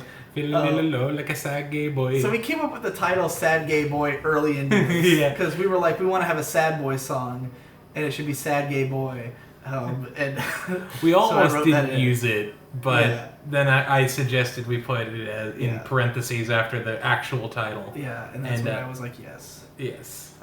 Get up on the mic so I can make noise. Gotta let me ride that beat out, rub that skeet out, get some food and feel choice. So yeah, that's one of my favorite things about like this type of music is that they tend to border in between like pretty and just utterly crass. Oh, like totally. Lil Yachty lyrics. Hey little mama, would you like to be my sunshine? Nigga, touch my gang, we gon' turn this shit to Columbine. Exactly. It's like the edgiest shit, but it's sung so beautifully. and next to something really wholesome, you know? Yeah. Cause I'm rich, rich, rich, rich, rich, and I'm walking down the street and I just copped a big booty bitch. Man, today's a good day. Hey. And then he sings, I don't give a motherfuck about any of these hoes. It's like, yes, that's what a good day to him is how Oh, much he man. doesn't care about women is his favorite thing about his day. Anyway, yeah. Then I'm gonna work or I'm gonna get turned, screaming on the mic like how to get burnt. So yeah, we've been like basically every day we've either been working or getting turned. Like that's Yeah. been the formula. In We fact, make a it's- song and then we smoke weed. Yep. Um, And then we usually make a podcast or Yeah. Like every some single day that freestyles. I've been here, which is a straight week, it's been we wake up, we immediately get to work on a beat, do that for like 4 or 5 hours, then we get super high, and then we come in here and record weird shit. Oh yeah. And that's been, and then we eventually get so high we pass out. Yep. And that's been the formula. So that's like basically the whole story of this album's creation. But yeah, so either I'm gonna work or I'm gonna get turned, screaming on the mic like how to get burned, which is of course a quote from The Wicker Man. Yeah. Nicolas Cage screaming how to get burned, how to get burned, how to get burned, and which is Nicolas Cage calls his acting technique mega acting. So I would like to think that I'm a mega rapper. You know, Yeah. I get up and I just go all out on it. Anyway, do another take till I can't feel my throat. Find another heart to which mine can devote. I am much gayer and deader than God. Trial of the Golden Witch, never fall off. One of the first references to the band itself that I've Yeah. made in a while. Yeah, I can't remember the last time. Sun coming up, so I gotta go to bed. Won't be up tomorrow because I'm already dead. Yeah. Because obviously it's and the phrase "You're already dead," of course, is a big anime meme from Fist of the North Star. But yeah, that's that one. Not really anything else about that, I don't think. Yeah, it was a pretty straightforward creation process, but not at all a straightforward track. Yeah. And I mean, that one probably took like the longest to put together just because you spent so long deliberating on it. You hated it at first. Oh, yeah, like, I fucking violently hated that beat. Yeah. Like, I really hated hearing it. And like, it wasn't until I heard you drop that second verse and the beat cutouts that I was like, okay, I am in. Yeah. Like, and it was funny because I could tell you were hating it, but I was laying there listening to it on the couch for like an hour as I woke up very slowly. And to me, it was like beautiful. I was like, I could literally listen to this instrumental. I told you at one point, like, I want a 10-hour loop of this because I could totally go to bed to it, you know? Yeah. And then, like, I was just laying there, like, singing that fucking chorus to myself like a lullaby, and I was like, this is perfect. I need this, you know? Yeah. So I was not going to let you throw it away. Totally. I don't usually throw away shit like that. Like, I will keep working on it until it turns good. And I think we've only got 2 left. The next one is Buttfucker's Anthem. Buttfucker's Anthem. What a track. This one, I felt like I led this one, in a sense, because you did, in a weird way. I was really... I've been really into the Brockhampton album, Saturation, recently. Yeah. And he's been hearing a lot of it just randomly throughout the day. And one of my favorite tracks is the opening track on that, Heat, which is just like this really hard-nosed hip-hop track with these sloppy sampled drums and this heavy bass. And I was like, well, fuck it, I should do that. Yeah. Because, you know, I was like getting sick of making sad boy tracks. Yeah. You know, I wanted to make something hard again. Yeah. Like, so I made a loop, and you were just like, fuck yeah. And then... Well, the funny thing about it is that I had the first 12 lines of this written at Endless Jess's house. Yeah. And it was because me and him had been hanging out, just like making up random shit and freestyles and stuff. Mm-hmm. And like, we went to breakfast, and I just like busted out my phone and started writing stuff that was coming to mind. And then, so I had the lyrics, everything from I'm an ass man up through When Your Day's Been Sour. All of that I had before. And I read these to you, and you said, sounds like you just want to make a sex jam. And I was like, you know what? I guess I do want to make a sex jam. So then you go, all right, let's make a sex jam. And then you lay down this drum that's like, and I'm just like, what the fuck kind of sex jam is this? Like, this is not... That's my kind of sex jam. Like, I'm expecting like some Marvin Gaye shit. Because we already did that on Gayer Than God. Like, Gayer Than God could have been a sex jam. Yeah, but you break out this like hard beat, so I'm like, all right.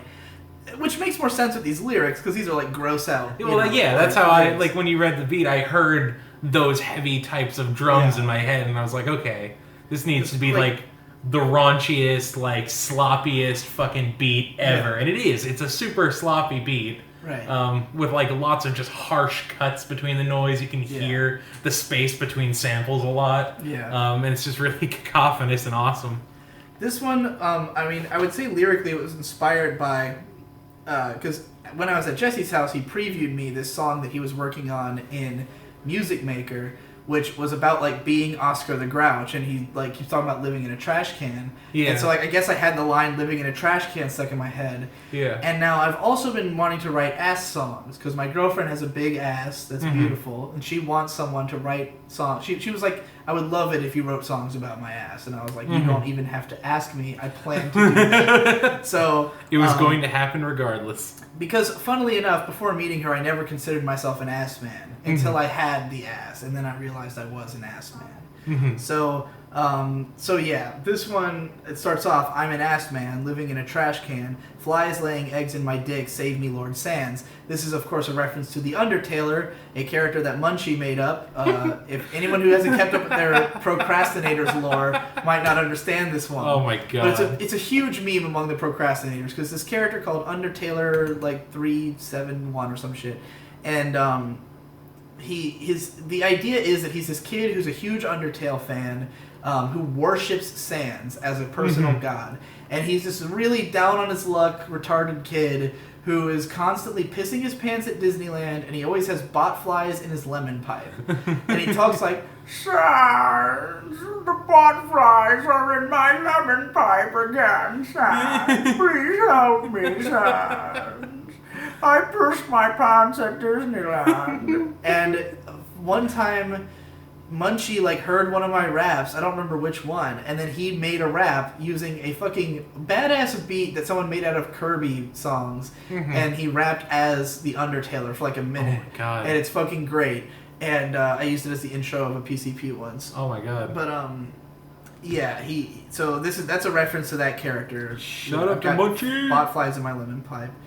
Once I get inside your vagina, gonna populate it with 1 million of my little guys. Obvious. Gonna stuff that muff, get rough cause you're tough, and don't take no guff, you like real weird stuff. And I'm down to clown on your mound of brown when I pound that frown till it's upside down. So of course down to clown is the insane clown posse thing. Yeah. Which I am totally down to clown on ICP, thanks to Jesse teaching me the brilliance. Have you listened to ICP yet? Not a whole lot. Man, like, you're gonna change your life. I just became a stoner, dude. You can't let me like. Dude, as soon as we get high and I play you fucking I'm Coming Home, you're gonna be like, this is fucking amazing. Yeah. Anyway, yeah, where the fuck... I'm a good boy, and my dick has power. It makes you feel happy when your day's been sour. So I'm a good boy is another Endless Jess-ism. I'm a good boy! Yeah, he's been talking about changing his ending thing, where it goes like, I am a demon, to, I am a good boy. I think he might have done it in like one video or something, but yeah. So, I'm a good boy is a very Endless Jess thing to say. Yeah. So that's the end of what I wrote while I was with him. Then I was listening to the beat, and I was like, okay, now to fill in the rest. And, I went ape shit because the beat was hard as fuck. Yeah. So sitting there at work bored, counting down the hours till I come pick you up, get you back in my shower. This is kind of a double reference because I'm both talking about how my girlfriend would sit around at work and I'd come pick her up from work and take her back to the hotel, but also that we were doing the same thing for Megan. She was sitting around at work bored, and then we went to pick her up and brought her back. So I saw this kind of parallel there, and I got like that idea in my head of like sitting around bored until we come pick you up, you know? Yeah. Then I say, and get fucking obliterated, fucking obtuse, which of course is what we would do. Yep. You know, every night. I got an all-access pass to your caboose where I pumped my juice until I blackout fried. I tried being gay, but I already died. Yeah, so, that's my favorite one out of all the references. Because at that point in the song, I realized, oh shit, this is not gay. This is not gay enough. Like, this is very straight, because I specifically said that I get inside your vagina at one point. Yeah. So I tried being gay, but hey, I'm already dead. So, you know. Oh well. I'm the god of ass. You know, the hook is where things just go completely off. Like off the in kind of a reverse of how a normal person would structure a track. Yeah. The verses are really lush and like they have a lot going on, and then like on the choruses it strips down to just, I think it's a sample of Sun, I think, actually, of like kind of a slinky guitar that I heard at the beginning of one of their tracks. No, it's Big Black. Oh yeah, it's Big Black. Because we were listening to the beat, and initially because you said this is a fuck beat, and we were just listening to the beat itself, and I said sample Big Black songs about fucking. Yeah, and I found it's a fuck beat. I found again some guitar noise. Yeah. Like at the beginning of a Big Black song from Songs About Fucking. Awesome album. Yeah.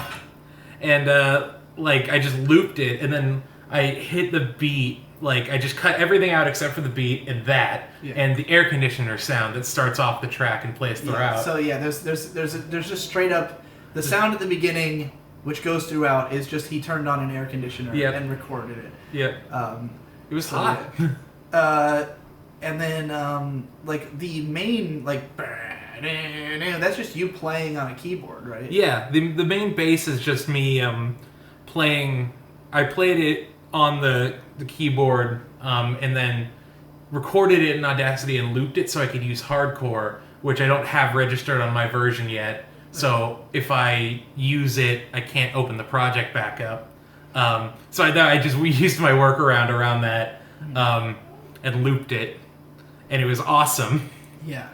So then the chorus comes along. I'm the god of ass. You don't have to ask. You can see the effect that a dunk ass has when you crush my bone and you hear me moan. I condone how you treat my cock when I'm prone. So, once again, hilarious lyric, condone. Yeah. Like, I condone this action. So get on the dick while I rub your clit. I gotta admit that pressure's perfect. When you ride my rod, I become God, smiting all the world with a single thought. Nice. Yeah, all pretty direct. Yeah. I like the idea that the referring to the pressure, I like to think of it as a reference to Pressure Zone by Tanetta, which is one of the greatest songs ever made. Of course. So we get to verse 2. This is where I was on some straight, endless jest shit in terms of rhyme scheme. Yeah. Because this is something he would do. And I think we had just re-listened to Comfy before I wrote this as well, which is very similar to this. I'm gonna grind your behind till your mind rewinds back in time to the line where I said you're mine for all time. You go blind as the senses blitz. All our chakras align when I bite your tits, and jizz all over everything in the room. A monsoon blasting sheets off the bed, and soon your head's covered in goo, but you lick it all clean, 'cause you still got me beat on the sheer obscene. Twiddle your bean as my thick cream rolls down your cute cheekbones, and you grab my body rolls, so I can get real deep and keep your knees weak. Hit the peak as you scream my name back to me. Yeah. All and pretty direct. And that's not 16. No, it's that only 12. That was only 12, so you cut yourself off short. And in that, you decided you wanted to put the fucking loudest coming in the world. The loudest coming in the world means. And just so happened that the first scream in that is perfectly a bar long. Exactly 1 bar long in our tempo. And it was so perfect. And everything cuts out. Just that happens. It's really loud, and then it's just bam, right back into the hook, and it's the hardest thing in the universe. It's the most metal thing that's ever happened. Every time we get there, I just throw up the fucking horns. Oh, totally. This is rap metal revived. If Nihilistic Suburban Void wasn't enough, this one fucking clinched it. Yeah. So needless to say, we were both really excited about this one. Of course. Because we're kind of a couple of metalheads. This one was the easiest one out of all of them to make. Yeah. This one was the one. We flew one take on all the vocals. Yeah. I did one take, and it was perfect. You were just so into what you were saying that you were just you oozed charisma. Because this felt like the kind of thing that I would make, feels like the kind of song that I should be making. Yeah. This is a style that I am an expert in, and that I could do a million of. I could do this forever. Just make heavy, aggressive raps with kooky, fucking sex lyrics. Yeah. So it was kind of the ultimate me song in that way. Yeah. So all that's left then is Quarter. Quarter, the one we did today. Yeah, literally just earlier today. And this was based around the fact that I wanted the line "overprotected, now I'm disaffected" on this album. I had no other ideas for the song, just that it had to have that The line. only other thing is you suggested that I sample "Hypnotize" by System of a Down. Yeah, but that was after I was process. that was after I was still trying to hash out what the beat would sound like. Well, because I wanted to make something that sounded kind of like the song Splitting Hairs by Clarence Clarity featuring Pizza Boy. Yeah. Because the way I had imagined the line, "overprotected, now I'm disaffected," is exactly the flow that Pizza Boy has on that song, and I love that song. So we started listening to it, and it has this in the background, and I thought it sounded like just a very rhythmic guitar, and I thought of the Hypnotized guitar. So and I was like, dude, let's see if we can sample "Hypnotized" by System of a Down. Yeah, and it did loop really well. Yeah, it looped perfectly, and at first I wasn't sure about it because I thought it would be corny, but then you slowed it down, and I was like, oh yeah. Yeah. As soon as it had that lower pitch and slower, it sounded real smoky and fucking druggy and stuff. Yeah. And I was like, oh dude, this sounds fucking legit. And then you were trying to build a beat on it, and then at some point I went, what if we make this a trap song? Yeah. Because I thought for some reason it reminded me of the sound of the Denzel Curry song that samples Sindel's screaming from Mortal Kombat. And it kind of gave me that vibe, and so I was like, let's make a Denzel Curry song out of this. And then you immediately just got to work on the dopest trap fucking noises you could find. Oh yeah. It's all there. This is the only track on the album I used 808s on, actually. Yeah. Yeah. And it's just a super guttural trap sound. And this one, I pretty much just paid directly to my influences here. This is just a Denzel Curry slash 666 Mafia song. Because, I mean, Denzel Curry's, like, if you listen to enough 666, he obviously gets a shitload of influence from there in his flow. So I was doing a little bit of, like, both. The chorus is very 666, where it's overprotected, now I'm disaffected, quarter centennial, still feeling like a kid, treated like I know shit, already a pro, this lightness is unbearable, I didn't even notice. Yeah. And so we pitched it down for the hook. I mean, double pitch thing. Two tracks. It sounds fucking dope. It's very 666 Mafia hook sounding, but overprotected, now I'm disaffected just refers to, like, literally, I was overprotected as a kid, and now I feel like I don't have as much, respect for authority, and I'm just kind of like a little, disaffected. Yeah. I'm a quarter centennial, 25 years old, but I still feel like a kid, even though I'm treated like I should know things, and I am already a pro, so it's like I shouldn't be a kid, but I still feel like it, know? This lightness is unbearable, I didn't even notice. That's just a line I've heard a lot. Lightness is unbearable. Didn't Milo say that in fucking Worlds to Run? I have no idea. He says something like this, something is unbearable, the feeling is indelible. I think he says this lightness is unbearable. Yeah. It's just a phrase I've heard a lot and think it sounds cool. Then I go straight into triplet flows, which are the big trap meme. This is my actual favorite verse on the record. Yeah. Because I just said it hard as shit. So it's, I've been so back in the back of my mind, all of a sudden, whoa, look at the time. Coming up off of that triplet rhyme, so I can define how it sounds when it's mine. So yeah, like, I'm just thinking about how I'm, like, wrapped up in my own thoughts so much of the time. I'm always back in the back of my mind. And then suddenly I realize all this time has passed, and I gotta get moving. So the triplet rhyme is just, like, the generic trap thing that Quavo popularized, and now everyone does. Shit on my shit on my shit on my ass. Shit on my shit on my shit on my ass. Shit on my shit on my shit on my ass. Shit on my shit on my shit on my ass. So then I say, I gotta come off that rhyme so I can define how it sounds when it's mine. Seen too much when I toked that blunt. Had a little hunch, but it blew up bigger. And I know you're a trigger, so back the fuck up. I'll use it as a gun when you strap the fuck up. So yeah, I'm saying, like, basically, I'm describing, like, a shootout, but on the internet. Yeah. And where I'm using your triggers as a gun against you because I don't give a fuck and I play dirty. Totally. Prep for the comments with a bullet belt. Twitter integration was a trip through hell. You sound a little better when I push the pipe down. Steady in my crosshair when you choose to write down the wrong lines. So yeah, basically fuck commenters and people who are wrong on the internet.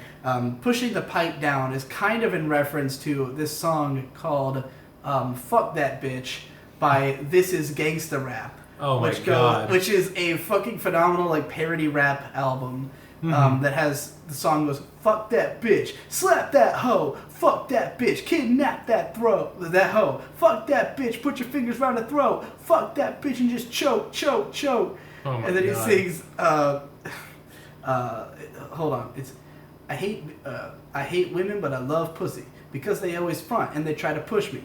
Had a deaf bitch, thought she was the right one, cause she couldn't talk, but the bitch kept writing. Note after note, complaining about my lifestyle, but sound like, when I put the pipe down. And so, yeah, it's some fucked.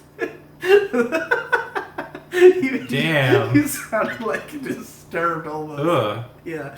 That's nasty, buddy. So then I say, now you gotta pay fines, starting with your lifelines. Pay my respects to the Lord of Hell when they got you by the neck. Tell him you were sent by the gayest of the dead. Yes. So yeah, basically, I'm gonna kill you, and I want you to pay your respects to the devils who know me. They know who I am. Then the next part is where I go into this fucking freaky ass whisper part. Yeah, this is the weirder part of the track. Yeah. So I say, I only know death when it niggles at my mind. I'm blind to the kind of stress that still binds. Most pierce to the earth in their tiny spaces. Never see me out in those open places. So I'm talking about basically being overprotected again. Mm-hmm. That the only way I know death is like when I'm thinking about the idea that I will die. I don't see people dying around me because I don't live in like the ghetto, And I feel like I'm blind to those kinds of harder struggles that are going on in some places that keep people in like the inner city and stuff like that. So that binds them to the earth in their tiny spaces. But then I say, my gonzo knows it can seek a trueness. I've gone so long only feeling useless. I don't want to come back home again till I round that age up towards the 10, which is referring to basically I need to get out of the house and like be a grown adult for at least a few years. You know, Yeah. like rounding up to the 10 means rounding up to 30. So like I'd like to not live at home again for the next 5 years, so I can like grow into my own person, kind of thing. Yeah. That's what I'm saying there. And that's pretty much it. Anything Yeah. else you wanted to say about Quarter or any of the other songs we covered? No, not necessarily. Quarter was really interesting. It was another beat I hated when I was making it. I didn't think it worked until I found the right synth for the lead, because there's a synth lead on it that I played, and I found the right patch that I wanted to use, and then I fixed the kick, because I used an 808 kick, and it just wasn't hitting. Yeah. Like, I was just getting sub, so I double, and it really reminded me of like a modern style kind of hazy trap song. Yeah, we were talking about how even though like I'm more influenced by like Nostalgic 64 Denzel Curry, this sounds more like his like Shrooms projects and stuff, and like it's sort of, even though it's like a trap song, it's also a total high song, and like it's weirdly bright and shiny, like it's kind of upbeat, and as you put it, like everything's in major key, and it's like it's not like sad sounding, Not really, but no. but it's like really aggressive lyrically and vocally. Totally. So it's an interesting combination there, which is, I mean, some Denzel Curry songs like that, like you know, Zone 3 or something, where it's kind of like a fun, bitch, I'm from that Zone 3, F-C-C. Yeah, so that's all the songs we did together. There's still some more that I'll probably record, you know, this is the first part we're recording, but we'll Probably will have seen the part with Shade Shade. part. Chi-Chi comes next, I guess, with body rolls. And, and Who the Fuck is Conrad, I'll just do on my own. But Well, you're not going to get the person who designed the Phantasy Star? no, yeah, I You gotta can call go him track up. down Hideaki Kobayashi and have him comment on this. Yeah, man. His name is Hideaki Kobayashi. It's like two different, very common Japanese names. Two I'd first never names, be able what the to fuck find is it. up with that? Alright, well that's it. Thanks for watching this part. Shit on my shit on my shit on my ass. Shit on my shit on my shit on my ass. Shit on my ass. Shit on my ass. Shit on my shit on my shit on my ass. Hey! But yeah, that's the album pretty much. You're gonna see the Blind Skywatcher section as well. It might have been cut in between. I don't know what I'm doing. I don't know if there's anything else to say about the album. It's good. I'm extremely proud of it. I'm extremely happy with it. It's doing well, and everybody should listen to it and share it with all your friends. And hopefully now that I've explained all the lyrics and everything and the concepts behind this album, it'll make more sense to people. Like, now that you know what Gay and Dead means, what these lyrics mean, because there are some people who are saying they didn't really get this album, or like the lyrics don't seem as deep or as personal, or like that the structure of the album's weird because every song sounds completely fucking different. But there is a concept behind all of it. It's just about this feeling of like losing touch with yourself and your reality and growing more and more broken and just like goofy and like not giving a fuck and you know, embracing that, just being all in on like, yeah, it's fun to be completely fucked, you know, and like, let's just give it all up and come play in the muck that I'm dragging on up from the sewers and spraying all over on everyone. Yuck, you know, like that's kind of the vision behind it. And it has this flow. Like, the flow of the album is not so much about like the actual sound of the songs as it is the attitude. It starts off sunny and chipper, and then it just gets darker and darker until it gets really fucking gross around Fat and Dangerous and Nihilistic Suburban Void. And then finally, Body Rolls is where you've just gotten so obliterated and fucked that you've lost your mind and gone off the deep end, and it's just Body Rolls. But then you wake up the next day with Daydreamer, and or you're at least at the end of the night you're about to pass out to Daydreamer, and then Who the Fuck is Conrad is like a a send off. So yeah, hey, sad gay boy. And the next album, Well Laid and Well Paid, look forward to it in the future. It's going to be a while. That album's going to take a while. I'm going to take my sweet time on that one. Look forward to Frank Jeff C collabs and whatever else comes out. Frank Jeff. Good.